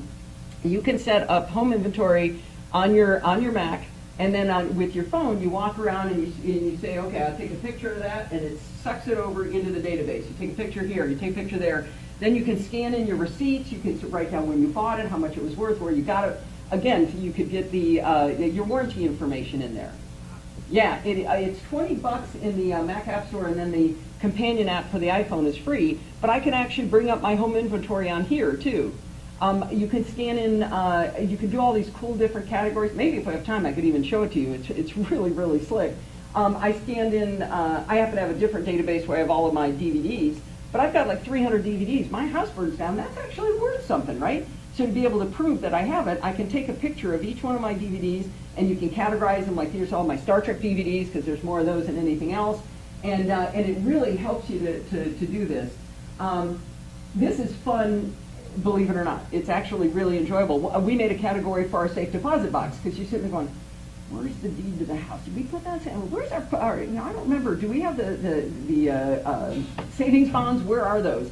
We went to the safe deposit box, and I went click, click, click, click, click, click, click, click, and then we went home, and I sucked them all into Home Inventory and said what they were. And the category are the location. You have locations and categories, and location is safe deposit box. So now I know what I've got in my safe deposit box, as long as I keep it up to date. Yeah. Maybe I missed something there, but have you come across Delicious Library? Well, that's funny you should mention. He mentioned Delicious Library. Delicious Library is what I use for my, I think. No, Delicious Library makes DVDpedia, and that's what I did all my DVDs in. Well, yeah, DVD, books. You can Yeah, they've got use- Bookpedia. You can even use home tools, things like that. When you loan it to somebody, you just put it on your computer that you loaned that. Yeah. But it all does it with the code. Right. So what he's talking about is you take a DVD or a book or a tool or whatever, or if you have the barcode on that, you hold the barcode up, it scans it, and it puts it into the database, which is really nice. I still didn't get my Planet Earth DVD back from my son-in-law when I loaned it to him. I knew I'd loaned it to him. It was still in there, but he still didn't give it back. I think we ended up buying our own again. But yeah, that is how I did my DVDs. But what I did now was I took a picture of the racks and racks and racks of them to show that they were actually in my house. Right, because I could have gone to Best Buy and just scanned in a bunch of stuff. One of the things I did find out with insurance is they don't care as much about the receipt as a picture of you with the thing. So I can show them a receipt for a diamond ring, but how do I prove that I actually had it on? I have a picture of me going like this with my diamond ring. And that actually made more of a difference in getting paid back after my jewelry was stolen by TWA many years ago. So that database is really handy because I'm going, do we own Planet Earth or not? I can look it up in there. But a picture of my DVD racks to just go 340 DVDs or whatever into the home inventory is really handy. So I'm in love with this app now. Katie Floyd has a phrase. She says, stop, when she talks about going paperless, she says, stop digging the hole. So maybe you don't scan everything, you don't go around your house and pull everything in, but as you buy new stuff, scan it in, put it into home inventory, and eventually that'll be up to date. Yeah? I'd like to underline what you said. Our house went down when the big fire. Oh, We fortunately going around, did a lot of pictures, nothing as sophisticated what you talked about. When it comes to insurance, you need to know on your homeowners, your contents is 75% of the face value of the whole policy. Most of you may not know that.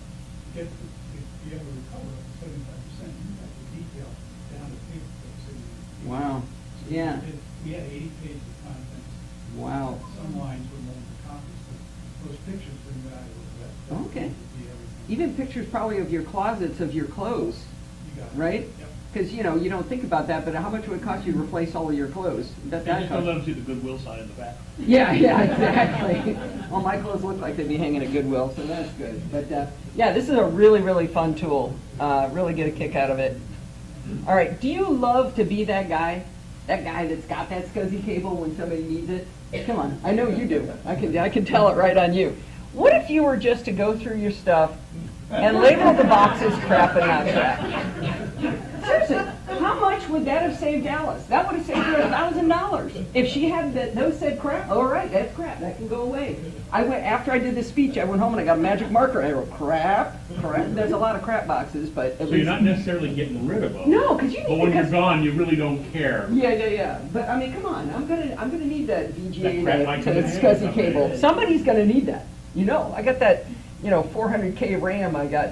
Why do I still have Well, I that? made the mistake of buying the same piece of crap over and over because I couldn't find the I still original. have it. There you go. Yeah.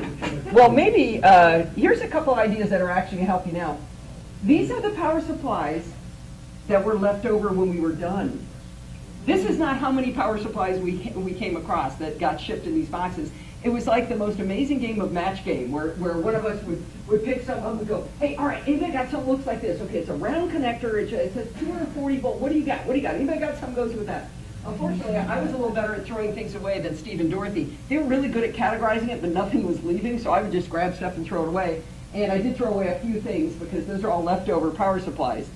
What if you were to label them what they are? Because then none of them are labeled, right? This has a huge advantage to you. When I plug in this 1 terabyte Seagate underneath, and then later on I'm trying to pull it out, and I'm crawling around underneath on my hands and knees trying to find it, I know which one to unplug because it says it.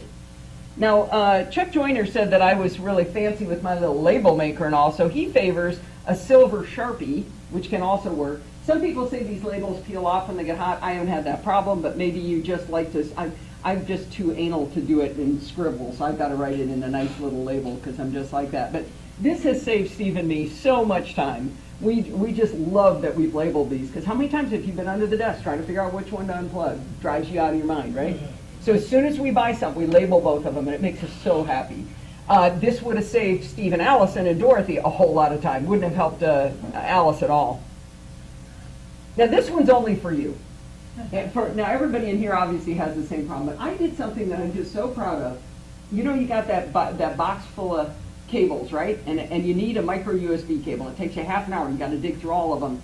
What I did was I just threw them out on the floor. I categorized them all. It took me like maybe 2 hours total, like a lot of crap, and threw a bunch of them away. Anyway, I got them all into sorted piles, and I put them in Ziplocs. Well, now I still have to dig through all the network cables to find the Cat 5e from the Cat 6 from the Cat 5 cables, but I've only got those to choose from. I'm not also digging through that SCSI cable and all those other cables. And this makes me so happy every day. Steve watched me do it. He goes, wow, I'm going to do that. And he sat down and did it too. I'm not really disorganized. I'm looking like I'm some kind of crazy organized person. This was just an inspiration I had one day, and it really, really makes me happy. I've started to go lower categorize it now because I really do want to know which ones are the Cat 5 and F5E and Cat 6 cables, but I have them all separated now, and my life is, I just yank out a bag and then dump that out and then dump it back in. Much, much better. This doesn't help anybody but you. That one's a free one. So here's our checklist to go through at the end to compile this all together.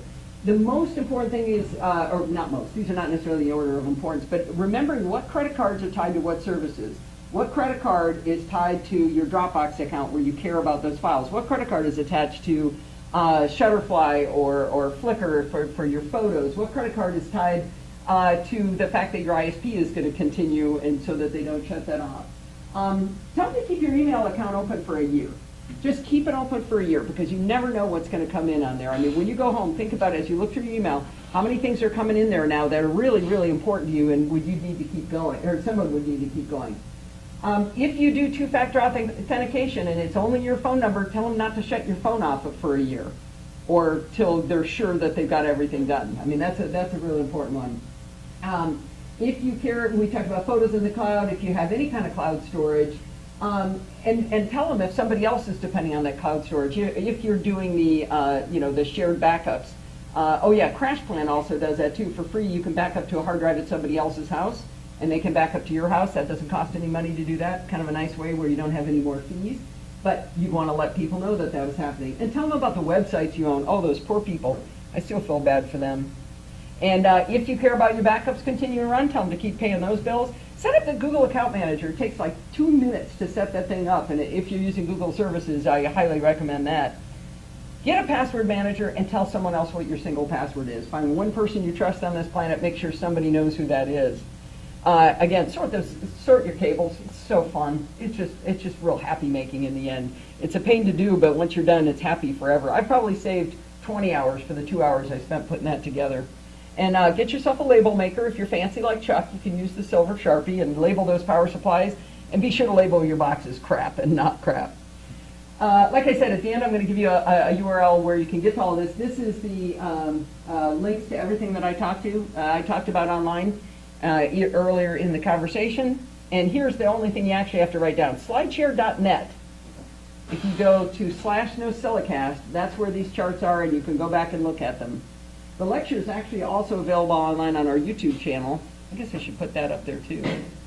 I'll wait till everybody gets done writing the first one down before I spit out another one. Oh, kind of fast through that, didn't I? Really only 10:30? I was excited. So if you want to show this to anybody, if there's somebody who didn't come, it looks like we've got a great turnout here. I did this speech at, I think it was SBA Mug, and the guy that runs it didn't tell anybody what it was about, so a lot of people didn't show up. And the people who were there were like, man, if they'd known what this was about, they would have showed up. This was amazing, this is wonderful. So I think Greg did a good job here of getting the word out about what this was about. But if somebody does want to see it, if you go to YouTube and search for NoSilicast, Steve does all of my videos, and he has videoed every lecture I've ever given, and I did, like I said, I did give this one at Macworld, so if you search for death on that page, you can find it. So, I haven't taken up as much time as I said I would. Do you guys want to look at home inventory? You want to see what that looks like? Yeah. All right. The only trick will be whether I accidentally show some possessions. Do I feel lucky? Go to the DVD part. Yeah. I also noticed that my glasses aren't here, so I can't actually see my own screen. No, your glasses won't help me read. Actually, that might help. Thank you. I like being amongst my peers. Oh, yeah, that'll do. All right. So let's see. Actually, I think I'll try sitting back a little ways. Let me see if I can sit back far enough and still see it, but I'm gonna have to. Oh, I know what I can do. I have my prescription. Can you actually lay out the room approximately, like a graph? No, it doesn't have that. I see. This is just like a generic help page that comes up. Yeah. I'll just look like a crackhead wearing sunglasses indoors here. So on the left sidebar, you have different categories you can look at. So this is the location view. There's the all items view. There's the categories. So like Steve suggested, I could look at DVDs. Here's pictures of me with a bunch of DVDs. You can see my hand in the photos. I didn't put myself in all of them. You can go through locations, so I won't do safe deposit box. Probably not our bathroom. Any of these good? Oh, family room. So the DVDs, I haven't inventoried much in the bathroom yet, but so in the family room happens to be where a lot of the DVDs are. Let's see, is there anything else in there? No, I haven't done anything else yet. Then you can look at, let's see, you can do it by tags. So let's say Sapphire or Necklace or Mac. You can see the different Macs. We've got iOS devices. That's a dock I had, that sort of thing. So you can tag them if you just want another way to categorize them. You can look at albums. Actually, let's go into what would be good. What do I have? I'll do my Mac. That's probably the easiest one to do. When you add it, you can add as much information as you like. You don't have to fill all of this stuff out, but you can put in your serial number, computer hardware. I've done the category, the location. You can make collections.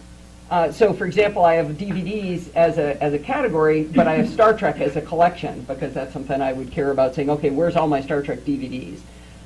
You can put down the date you bought it, how much you paid for it, and again the tags. If I look at this from the receipt point of view. Let's see, is that really just showing that? I don't think so. What it looks like in the App Store? If someone, looks like I'm online, maybe. Am I actually online? Ooh, it does look like I am.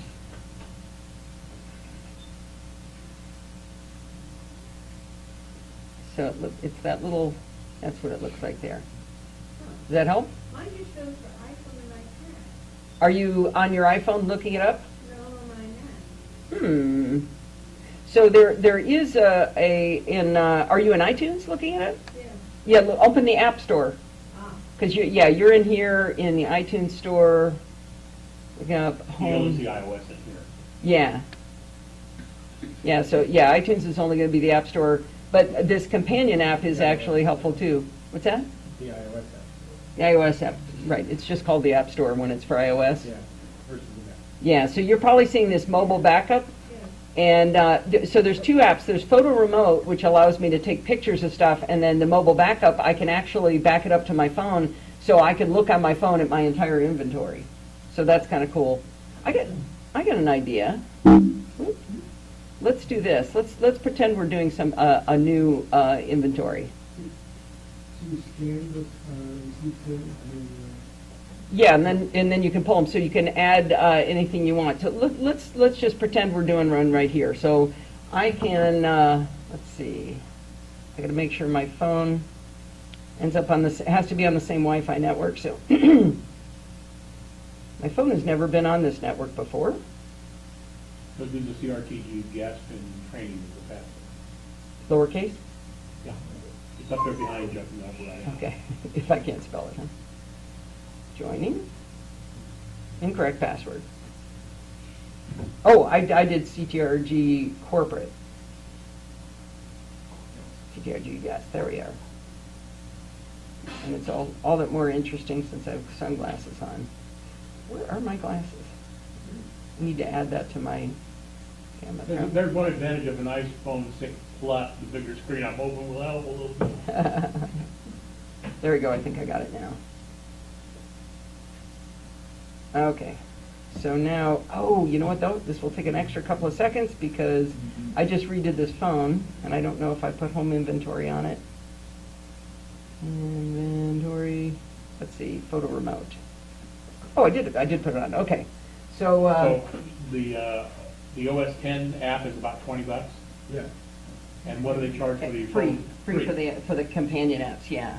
So let's say, let's see, in here I need to go into inventory, I think it is, photo remote. And now on my phone, it's looking for the remote connection.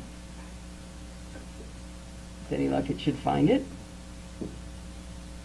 Select phone, photo remote from the inventory menu in the home inventory. Wait for inventory's name to open in the list above, and it's not working. Why is it not working? Are you on the same, because you've got 4 or 5 networks here. Are you on the same one on your OS 10 as well? I hope so. CRTG guest. Well, that's a good demo. Okay. Actually, Rock, you can try my Wi-Fi if you want to. Oh, he does have, that's right, he does have some ports blocked. Ah, okay. All right. So you've got Mopsy still on? Yeah. So that's his own personal Wi-Fi. Okay, so what's your Moxie.org. MOPSYDOG? Okay. And you'll need to change your phone as well. Yeah. MOPSYDOG. While we're waiting, how long do you get on that? How long does the battery last on that? This one is a very, very good one, maybe 12, 15 hours. Really? Wow. Yeah. I only get about 4 on mine. Yeah, Nice. All right. Here we Of go. course, you're dragging around that 12-volt Delco battery. In the car. All right. We are still not getting through. Let me kill this and start it over What's again. the latest operating system this home inventory will work on? I do not know the answer to that. You mean the earliest, right? The latest, it should be no problem. It's working on The the 1902 version. Well, you know what? It is not doing it for me today, unfortunately. Well, let me pretend we'll do something here. Let's find, I've got images all the time in different folders here. Here's some images. I can take a, let's see. photos. Can I just drag one in and it'll create an item? Yeah, so I'm just dragging an image in and it's not going to let me do it. Okay, I'm Yeah, you sorry. got the plus, which is interesting. Yeah, I think what's wrong here is I'm forgetting how, it has been a little while since I've added anything. Let's see, let's go to album. No. Okay, so here we go. I can add a photo, add from file. We'll go back and grab that file here. We'll go to that one. We'll say open. So now it's saying, do you want to have this? And we'll call this, this thing is just going to be called junk. And now we can attach that to something, let's see. Oh, I'm doing a terrible job. Had I planned on doing I might need to stop because I'm doing such a bad job of this. Let's just go back and look at the other one because I'm just forgetting how to add stuff, and without it being able to connect to it, it's kind of difficult. One of the other funny things you can do is you can drag a photo of your actual home and then put inventory maintenance schedules in. So if you want to remember to change the filters in your heater, what do you call it, the air filters, your forced air heating, or you've had it assessed, things like that, you can add things in there. The only thing I didn't like is once you drag a photo of your home in there, you're done. That's the only photo you ever get to put. So as a joke, when I was doing the video, I found this dilapidated old barn and I dragged it in there and I had to start my inventory over again because I couldn't Won't get you it. delete it? No, I wrote to the owners and they said, the developers, and they said, oh yeah, we should let you change it, shouldn't we? What if you move home? Yeah. Well, it wouldn't be the same home Well, I then. realized that. The inventory could be the same. The inventory, Yeah. yeah. I think it's just something they hadn't done yet, so maybe they fixed it I've by always now. tried to convince my wife to let's buy the neighbor's house. Oh, okay. And we would fix our, get our place up spotless, Mhm. but we trashed the neighbor's house, that's where we lived. And then we'd have like an underground tunnel between the two of them, see, so that when anybody was ever coming over, we quickly run Take it them to over the to nice the house. other place, and it would always look fabulous, because it never would be dusty, it would be sealed completely. She hasn't bought that idea yet. Hasn't fallen for that yet, huh? All right. Let's see, one thing I could do is show you guys what LastPass is. Oh, I didn't finish describing my viewpoint on LastPass versus 1Password. So I said that LastPass was, I said that LastPass was free to use on your Mac, just to use through the website and to get the extensions. It's free. And then on your phone, you can get a LastPass app that allows, I think it was, okay. All right. Chrome is supposed to tell me which tab is playing that sound. You know who it is? That's Chuck Joyner. Yeah, thanks, Chuck, shut up. All right, where was I? Here we go. All right, sorry about that, blowing your ears out. I'll keep it muted until we know we want sound. So this is free to sign up for this. It's a little clunkier, a little not quite as elegant, I think, as 1Password, and it is much less expensive. If you want it on your phone, it's $9 a year for the premium service. You get some other features with that. I really, really liked this, and Steve and I, one of the things we like to do is we like to share certain passwords. So I've got a bank account that I mostly care about, and he's got one he cares about, but sometimes we need to look at each other's accounts, so we share the password. We can share it in a way that he can actually see, it gets updated on his end if I change it on my end. And it's all done, your database in this case isn't with Dropbox or iCloud, it's actually stored by the LastPass guys. And Steve Gibson, who is a huge security expert, he vetted this tool. He got access to the source code, so he vetted that it actually, they cannot get into your data no matter what. They can, if you lose that 1Password, that LastPass, you can never ever get into it.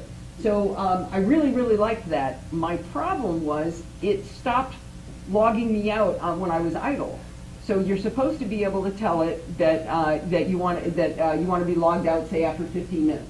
Because that makes sense, especially I'm on a laptop. Let's say I forget this here, I go in the other room. You know how Greg is. He's going to come steal all my private information. Is this a secure, well, yeah, I see the lock up there, so it should. Yes, it is a secure site. So anyway, that logging me out automatically thing is very, very important. Well, it stopped doing it.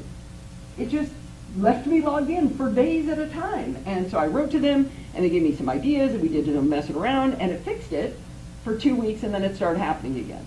And then we fixed it again, and then it started happening again. I was just like, man, you know, I don't think this is a prevalent problem. I think it's just me. I don't know, but it bothered me enough that I have now switched over to 1Password, and I'm liking it quite a bit. It really is amazing. I wonder if you guys can see it all. Let's see. So the demo I like to do, and this is You don't have anything that can plug this in, right?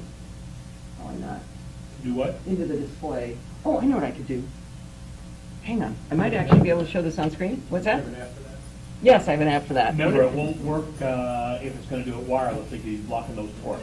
Yeah, but I'm on his MiFi now. That will work, we've done that before. Okay, so I got an AirPlay, and what is that tool called? I have too many apps. It's either reflection. Reflector, yeah. There you go, thank you. Ah, phooey. All right, never mind. Wait, double check the network. Yeah, I'm a On your Mopsy. phone? Well, she said she was on Mopsy. She lies. No, yeah, she is on Mopsy. That's okay, that'll be too much goofing around. Okay, so is it showing, But- is AirPlay or whatever it is showing up down there in the bottom? You know, when you scroll the control center thing? Yeah. Showing up? Nope. That's okay, that's okay. Just basically, here's the 1Password interface, and it's a little lock. And turn around this way so you can use the correct thumb. I press my thumb down, and there's all of my passwords. So let's see, there's every password I have for every single application, every login, everything I own, I store all my serial numbers, so all the serial numbers for the applications I bought not through the Mac App Store. They're really, really easy to get to, so that's really nice. What's really cool is they've integrated it in with Safari. So let's see, if I want to go to Facebook, I don't know why you'd want to, but let's say I wanted to. And all right, let me log out. So I'm in right now, but I'm going to log out. All right, so I'm logged out, so you can see the login screen, right? I can go to this thing. There's a button down at the bottom now that's got a square with an arrow pointing up. That's called Share Sheets. I go into Share Sheets, and I scroll to the right, and there's 1Password. And it's going to ask for my thumb. I hit that, and it just logged me in. So I don't have to know any of my logins on the web anymore. I can do it all with my thumb. And that's just fabulous. To not have to remember it, not have to know how to use it, it's really helpful. Can you do that with applications? You cannot yet do it with applications. I think what's got to happen is there's a thing now in iOS 8 called extensions, and I think the applications have to make sure they have the hook into the 1Password or LastPass extensions. LastPass also works with the iPhone with the thumbprint as well. He was saying, yeah, AirPlay's not showing up in my in the control center. Do you have Reflector turned on your Mac? No, because when I tried to turn it on, it yelled at me. Reflector was unable to start because another program is using one or more of AirPlay ports. Please close any other AirPlay receivers. Oh, I wonder whether Home Inventory is trying to use it. Oh, it might be. It might be, since it wasn't using Wi-Fi. That's probably what was wrong. I was probably supposed to be using, no?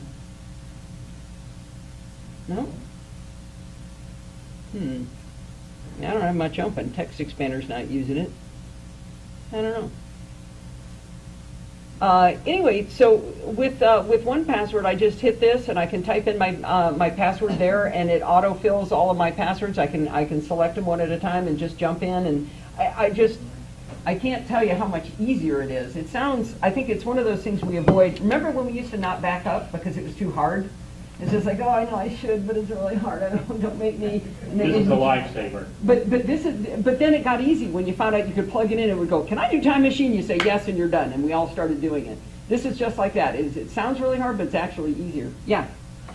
On 1Password, I end up with maybe about 5 or 6. The same one? I've had that on occasion, but I think it's usually operator trouble that I blame myself. It keeps the history. So like if you've got 1Password open and you go to Discover and you decide for whatever reason to change your Discover card password, the old one will stay there, the new one will get added in and keep getting pushed down the stack. So unless you manually go into the file and trash the old ones, they're always there. So I have a bad habit of Trashing the wrong one? No, I never trash them because I always forget that I'm going to do the wrong one, right? So I mean, I'll go up there and I'll click on this one to let it put the password. No, it's the wrong one. Try the next one? Yeah. But eventually one of those gets there. And I keep forgetting to, well, wait a minute, that's the one that's dated. It shows you which one you're looking at, right? Oh. Then you got to actually look at that sheet that pops up on the screen at the date. And when you figure out which one it is, that's the one you want to keep. Go trash the other two. Do you think that could be it? I'm sure it is. Is that? I thought it was just me doing something stupid, so maybe I'm not as dumb as I look. If it was running excuse me, if it was available at the time you put a new password in for whatever site, Uh-huh. it's added that to the list, but Okay. like I said, it keeps the history of the old ones there. Okay. good Just to in know. case you want to use it again. There was another question back here? Yeah, Are you using Chrome? yeah. Amongst others. I thought you had one password, but one password has a button in the. It's up there, she has it. Yeah, so this is it right here? Same thing on Safari and Firefox as well. Yeah, and it's also a menu bar app, and it's also a Standalone app. standard full-on application. I really like having this, like I said, for the application serial numbers, because so many times it's like, okay, what was, you're trying to do an upgrade, but you have to give them the serial number. The Mac App Store is helping that a lot, but in the old day, I've still got probably 30 applications that I still use that I have serial numbers for. Yeah, This is one password. this is one password, yeah. They clean it up and do. Yeah, it's More prettier and expensive.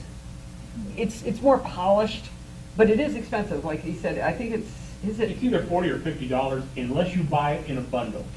Yeah. And it'll be in a bundle, it'll be in like, I want to say Mac user, I- that's not it. I worry a little bit about the bundles. A lot of times in my experience, the bundle comes out and you get it, and it's the last one before a new version's No, coming out. I always check that Right. because they'll show the version.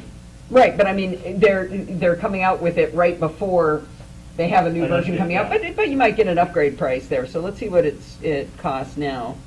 And you do have to buy the phone version. Oh, Yeah, it's $70, and single user license is $70. Is that per year? Oh, here it is, No, it's $50 one, for yeah. one for a Mac. But a family license is only $70, so that starts getting to be useful if you're going to have it amongst several people. Yes, Is that a one-time fee or? Yeah. one-time fee, Oh. until they upgrade it, and they usually charge for the major upgrade. So one password 3 to Yeah, 4. when it went from 3 but to it- 4, but it was- $20, I think, something But like it was that. a really reasonable price. I had one password 3, and then I was trying to decide whether I was going to switch. And the cost to do the upgrade, I think they even let me upgrade from a single user license to a family pack, because I will convince Steve to switch eventually. And then, and it turned out to be like $20 for me to have it for both of us. Yeah. What's your suggestion for the format for the one password? Don't want to get too much. I'll show you a site. This is actually done by a friend of mine. Well, then you're going to use a password manager, No. He's saying you have to come up with A memorable password. You have to come up with a memorable single password. So I'm going to show you. If somebody can't come in and Right. easily guess. Yeah. So this is a site called XKPassWD. This came from the. You guys seen the the XKCD cartoon? It's a technical cartoon. It's really very funny. But the premise of this is that if you make your password really long, and you use separators with real words in between, separators like dots and commas and exclamation points, you can make a very long, complex password that's actually very difficult to guess, but very easy to remember. So in this case, what you can do is, and we'll run it a couple of times here. You tell it how many words you want to have. It defaults to 4. The word length minimum is 4. Word length maximum, let's set that to 4, because we're not going to type 8-character words. So that'll be 16 characters, but then we want to have, we want to have capitalize the first letter of every word. So making, let's back up a little bit. If you use a password that is just lowercase and a real word, you're going to be hacked in about a nanosecond, right? You make it dog. That's going to be, it's very short and it's single characters. If you simply made the first letter capitalized, now that one's significantly harder to guess, because instead of 26 characters for each position, now it's 52, right? Because you got all the lowercase and all the uppercase they got to guess. Now if you add an exclamation point to the end, now you've got all of the special characters, so now that adds to the complexity. Now if you added a bunch of words together with a bunch of exclamation points in between, it gets more and more complex and more difficult for the computer to guess what it is. Yes? Once a long time ago, I put the accent mark in the password, Ooh. and Robert said not to, because what happened was, it was on my iPod Touch. Uh-huh. The next operating system did not include that. Oh, no. accent. Okay, so. That isn't so a don't problem accent- for this program. Well, yeah, this isn't doing Remember, you're accents doing a on master letters. password only to get into this program. Yeah, but I think his point is, don't use accents. You can use a special character, like a comma, a star, an exclamation point, but don't try to use accents. That would have been cool, though, if that Because you worked. have no way of getting to that character. Yeah. But the yeah. other issue I've started to bring up, like if you're just going to a regular website, you They know, may a not lot of- recognize They may it. not recognize Yeah. the character. They might not use the Yeah. extended So that's ASCII set. That's a so- really good, So, but for something Yeah. like this as a master password, it isn't an issue because it's controlling it, yeah. So we've said we're gonna have 4 words, we're gonna have a word length minimum of 4, maximum of 4. We want capitalize every letter. We want some separators, but we don't want them randomly chosen. Let's use exclamation points, like I said. We'll put an exclamation point in between, and now this also suggests that you pad the password with stuff on either end. Well, let's do that, let's just do 1 on either end. And that's the, let's see, the padding in between, I want that to be the exclamation points too. I'm gonna make this a little less complex, but it's too hard to remember anyway. Okay. Oh, good grief. Padding at the start, 1 and 1. And then I can generate the password. And there it is. So, for self-copy Lord Sands. That's a lot of words. That's too many words. That's 5 words, right? Where did the number of words go? Is that 4 words? Oh, it's because of numbers, it's a lot.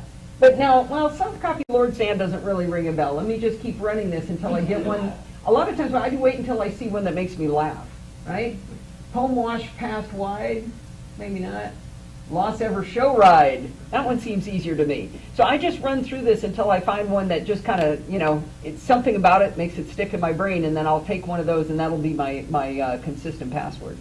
Well, one of the tricks I started doing 20, 30 years ago, or whatever it was, from my photo days, they used to put a lot of camera shops used to put the wholesale price of what they paid for something in a price code. Mm-hmm. So the common word in the camera business was film packer. F would be 1, I would be 2, L would be 3, M would be 4. So that idea, so that each letter translated to a number, as an example.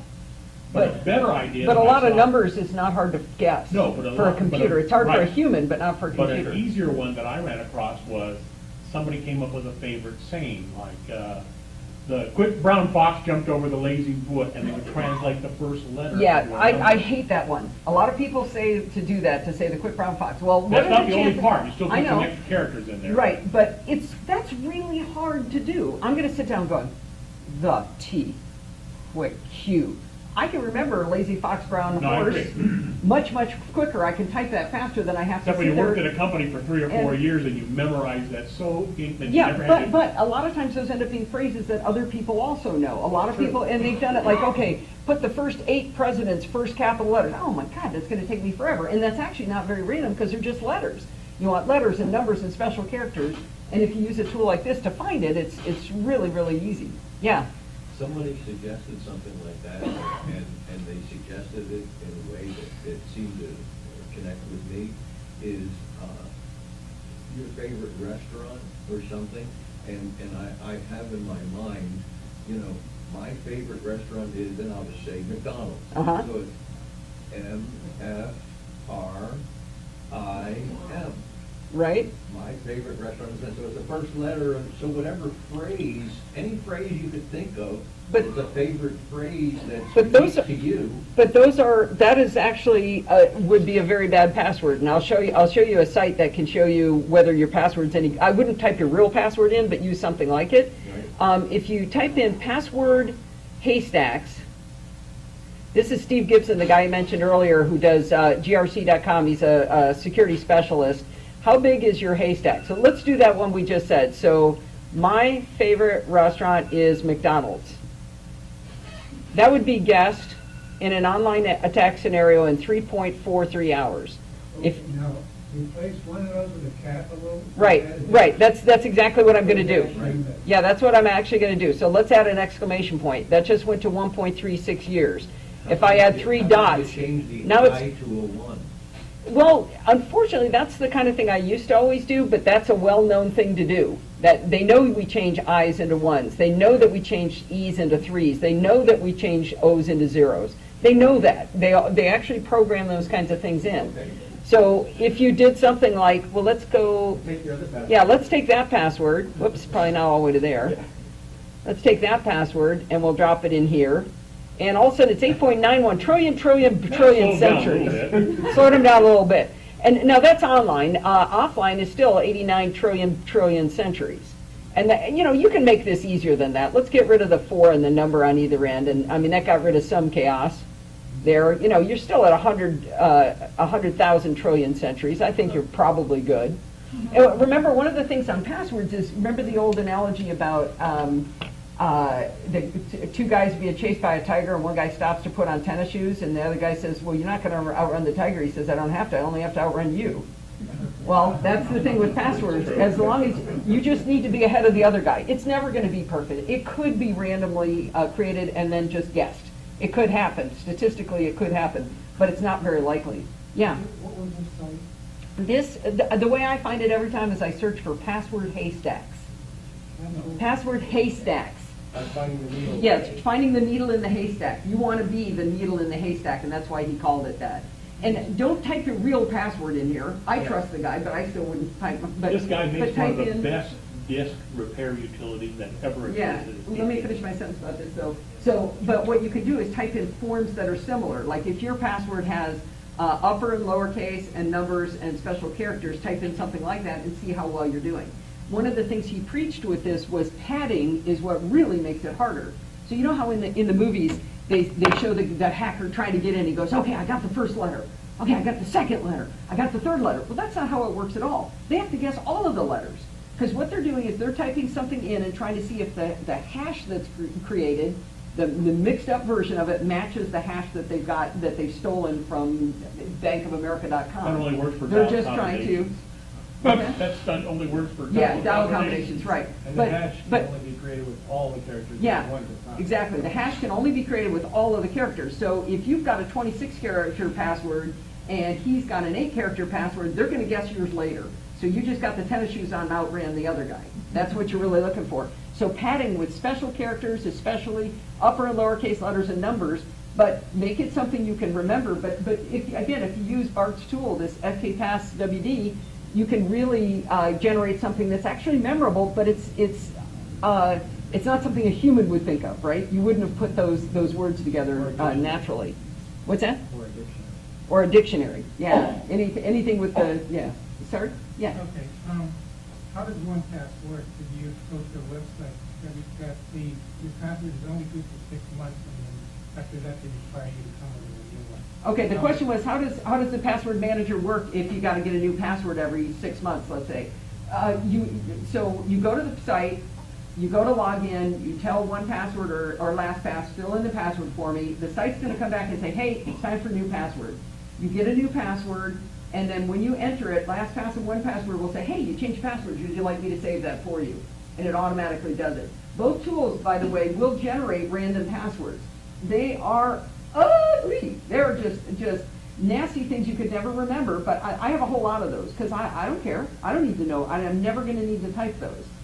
The ones that I use, the XKPassWD, the ones I use for this are the ones I actually have to be able to remember. Like I do have to type my Apple ID in once in a while. I can't always use my thumbprint. Sometimes I have to type it in. So those are ones that I make it be where I've got a chance in heck of remembering it. Bart is updating this right now. It's going to be a little more advanced. One of the things he's doing is he's building a specific one for the iPhone that makes it as easy as possible to type. Because you put in all this crazy stuff, you're going to spend an hour and a half trying to type that in, changing upper and lower and characters and numbers. It's a real pain. So what he's doing is clumping things together that are on the same keyboard. So, you know, if you've got like dot to dot, that's all on the same keyboard shift. It'll put those together so it's a little easier to type. Did you identify who Bart is? Oh, yeah, sorry, I didn't identify Bart. So on my show, the first 20, 30 minutes is me doing reviews of different technical things, stuff I'm playing with, fun I'm having. And then the second half is an interview. Every other week it's with Bart Bouchatz, who's a security expert, Linux guy, Mac guy out of Ireland. and that's the guy who's doing this. The other every other day, or every other week is random. You don't know who it's going to be. Today, the reason I can't stay for lunch is I'm interviewing Renee Ritchie from imore.com. Oh, Renee's fun to talk to. Yeah, I hope so. So anyway, that's kind of a little flavor of the show. The kind of fun stuff that I do on my show, this week, last week I had so much fun. We were trying to back up two network-attached storage devices to each other, and we decided to use the Mac Mini as the driver between the two. So we had to have a Mac Mini talking to both of them. And I had the Mac Mini hooked up to the TV downstairs, which worked great. So I could do screen sharing into it, and I could use it, and everything was great. And then I decided, well, this is taking forever. I don't want it on Wi-Fi. I need it closer to my router, so I want to put it on Ethernet.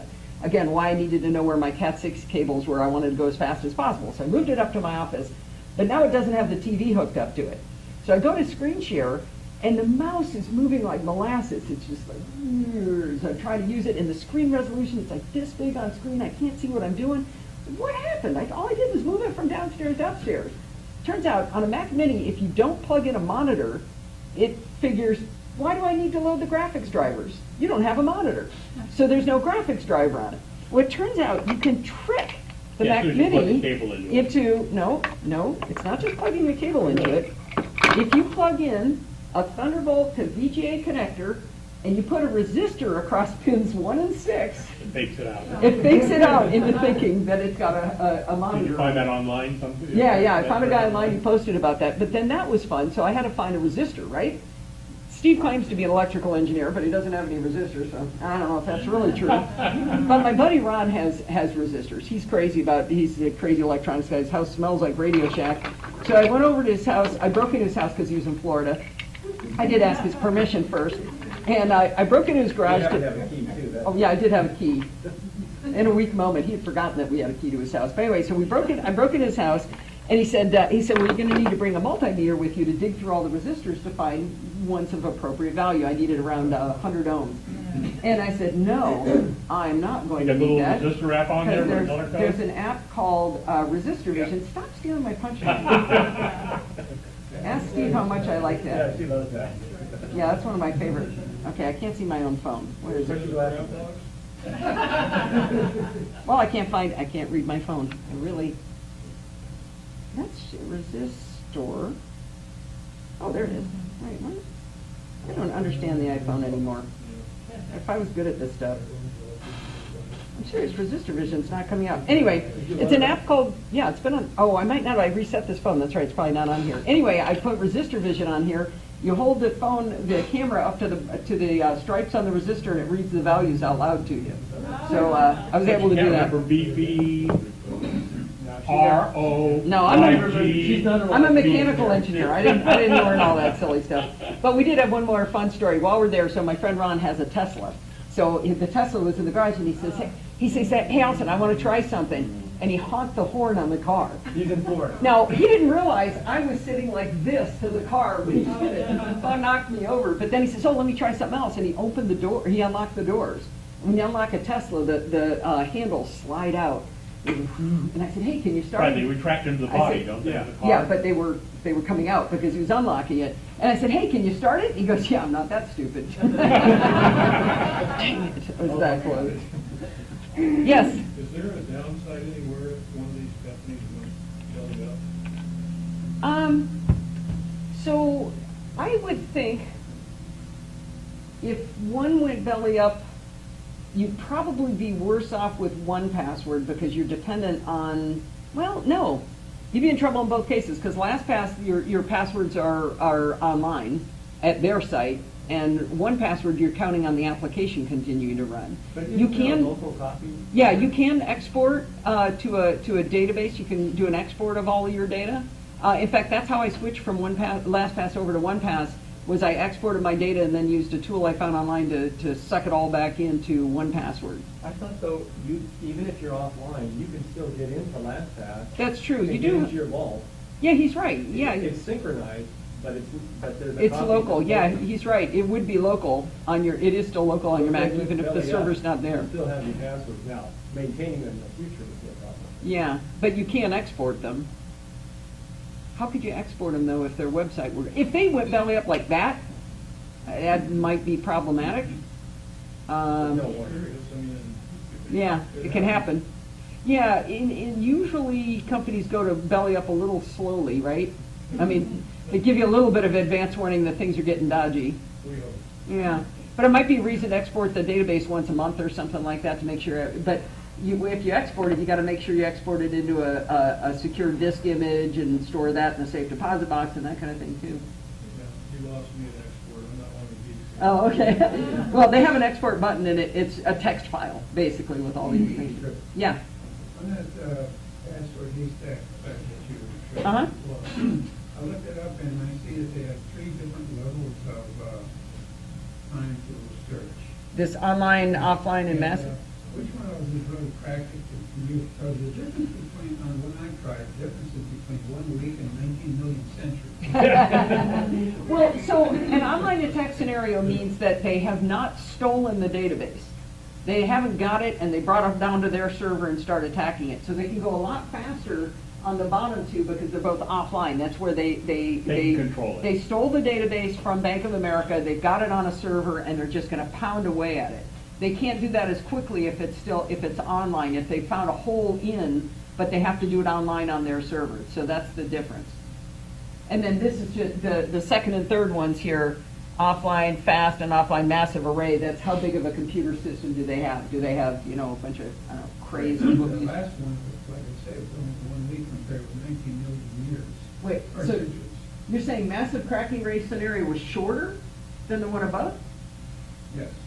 Oh, that doesn't It make is. any sense. Yeah, it would be shorter at the bottom. That's the big one. Oh, I'm sorry. Yes, yeah. But the difference is remarkable.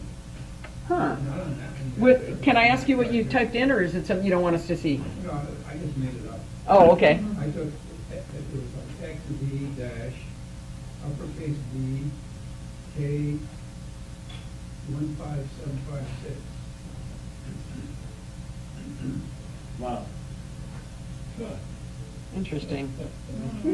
I'm going to leave as an exercise for the student. He does have pages where he explains how he does this. Well, So, it might be that the layout of that particular one for a massive attack is easier. Those combinations may come up quicker yeah. because of what's being I used. used to use a relatively simple password, and all I did was add a dash and an uppercase, Uh-huh. and it The single- increases the Exponentially? Yeah. Well, Apple's got a built-in This- sort of half-assed utility that if This you isn't put in a very password, long. It'll give you weak, medium, Yeah. strong, that kind of a This isn't terribly long. That's 10 characters. If I were to add, let's add another special character, that went from a week to a year. Yeah. One special character. Well, you had a dash. I don't know if dash counts as a special character or not. Let's change that to a dash. Yeah, those are both special characters. But yeah, just making this thing longer, you see what starts happening really, really quickly. So any of you guys got an 8-character password? Oh, that's another thing that with the password health thing in LastPass, I don't know if OnePassword has it, but LastPass will sort your passwords in order of how cruddy they are. Yeah. So not only how often you've reused them, but how bad are they.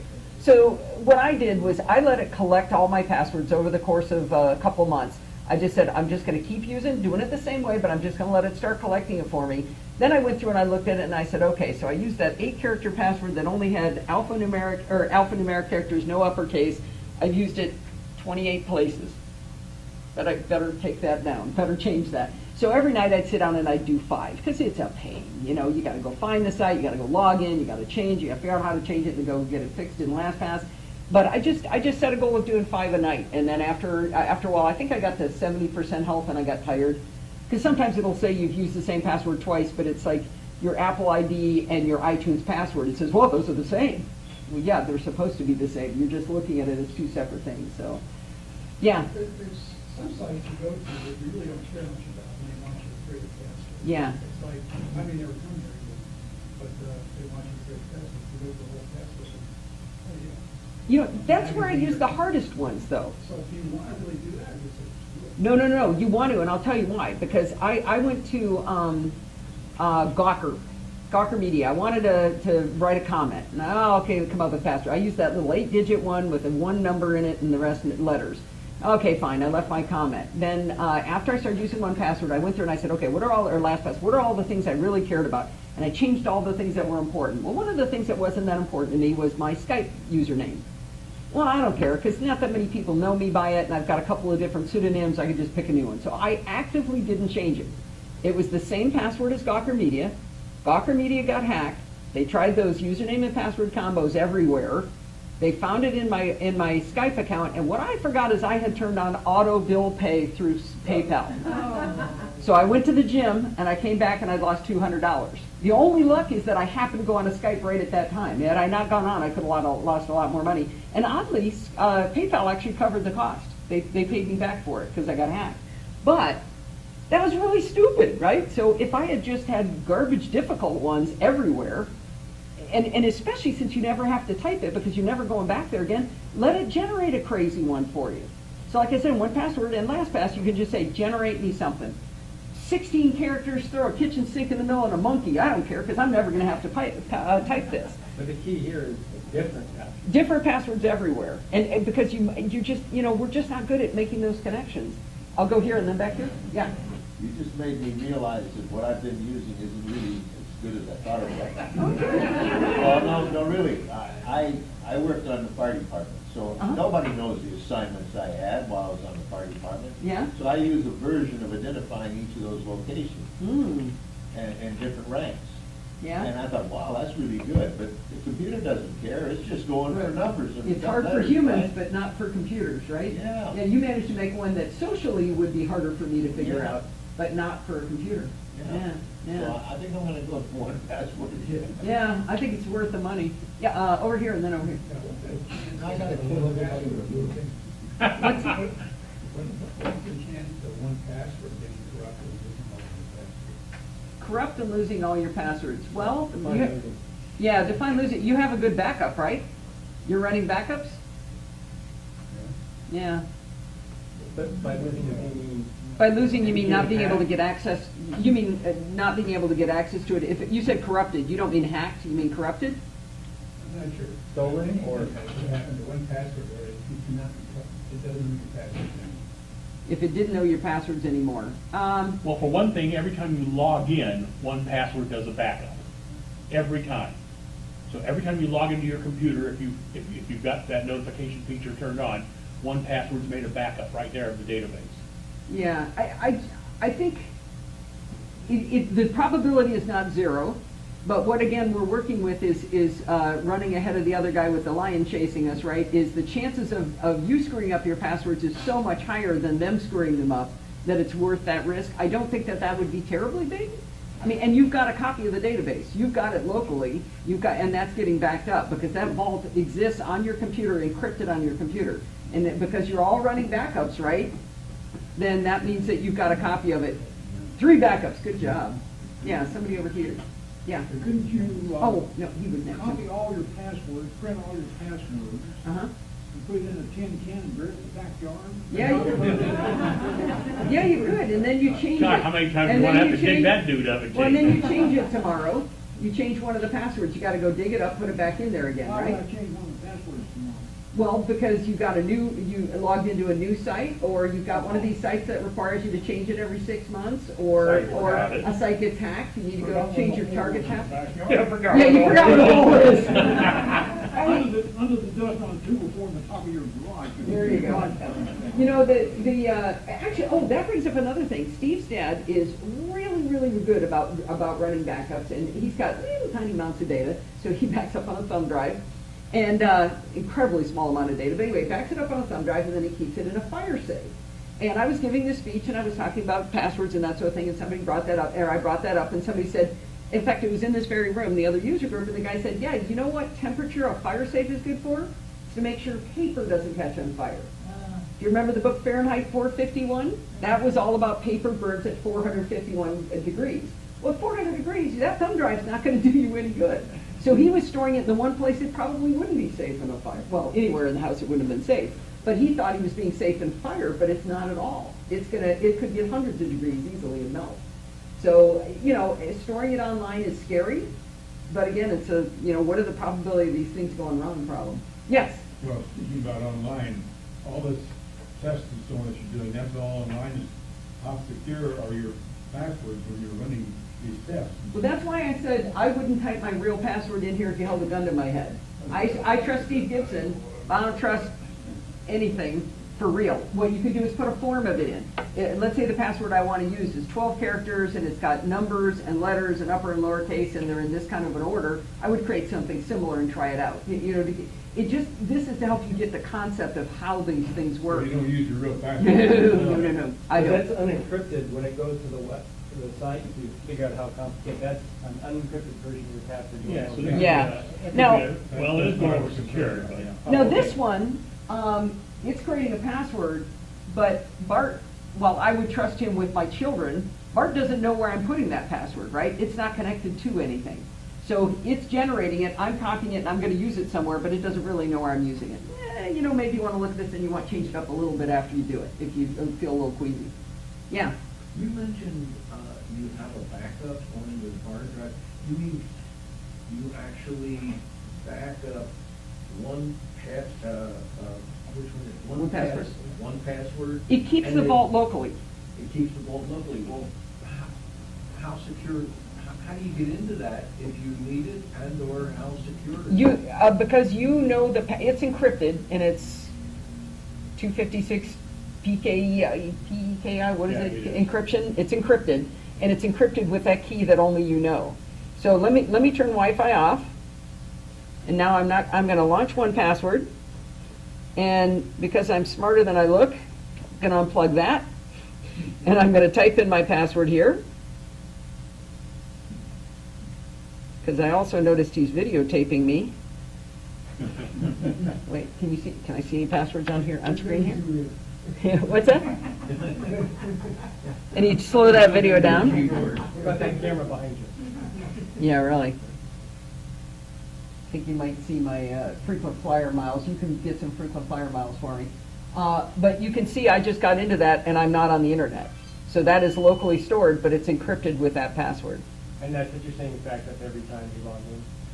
The 1Password database that it uses as a source, it makes a backup copy every time they log Which in. is the vault here. but- You're saying online or locally? No, locally. Locally, okay. And it does that, it takes like maybe 30 seconds. Well- Every time you log in, it does it automatically. It automatically on your is computer? keeping, right, it's automatically So it's keeping got a it duplicate locally. of the database in its own format. But her point about a backup is if that disk goes bad, you lose it. So You have to have another copy backup. somewhere backed up in case that disk goes bad. But if you have an iOS device and you have an iCloud account, which everybody should, But I don't do 1Password through iCloud. I do. I happen to do it through Dropbox. but it's the either same way. concept. But yeah, That way, if I put a password in on the Mac, within a moment or two, it's available over here on this as well. yeah, so, some people like that, some people don't. If you want it all local, you can do that, but if I go into Dropbox, let's see, I thought it was under Agile Bits. I'm trying to get further away. And that. Well, you got 1Password at the top. Oh, there it is, okay. I couldn't read that, so that's my Agile keychain, that's stored on Dropbox. So if I were to change one of these passwords, the next time I connected to the internet, it would change that vault out on Dropbox, and then my iPhone would be able to get to it. But I also run local backups on a drive in my office, and then I also run crash plan backups, and I think I back up some stuff to our Drobo NAS in the house, and backups everywhere. Well, we ended up doing the lecture on passwords after all. That worked out. And I only saw a few people leave, and almost everybody woke up, so that's good. All right, well, we should probably call it at that. I would love it if you guys were interested in my podcast, because it's amazing, of course. It's at podfeet.com. I have business cards here. Oh, for the love of Pete. All right. Can't get to that one. Let's It's a try. VPN service. Yeah, we can talk about VPNs at some point. Oh, come on. You're not going to let me in either? Refresh it. See if it goes? Well, you have to trust me. It's amazing. It's the best website ever. But anyway, like I said, it's a show comes out once a week. My blog is super extensive. I've started doing blog posts throughout the week. It's got pictures, tutorials. It's awesome fun. And my podcast, of course, is amazing. Oh, I really like it when you go to the shows. You two go to the shows, and one of you, and you're doing the interviews of all the people. That's fun. Oh, good, good. Glad you like it. Steve works his tail off doing. Oh, there it is. There it came up. See, you can see my cross stitch pattern here. how Facebook is ruining real life for me. But I've been doing this for 9 years, more than 9 years. I'm coming up on 500 shows, so I think I'm sticking with it. I'm not going out of business anytime soon. All right, thank you very much. This is Thanks, Greg, Alan. I want some.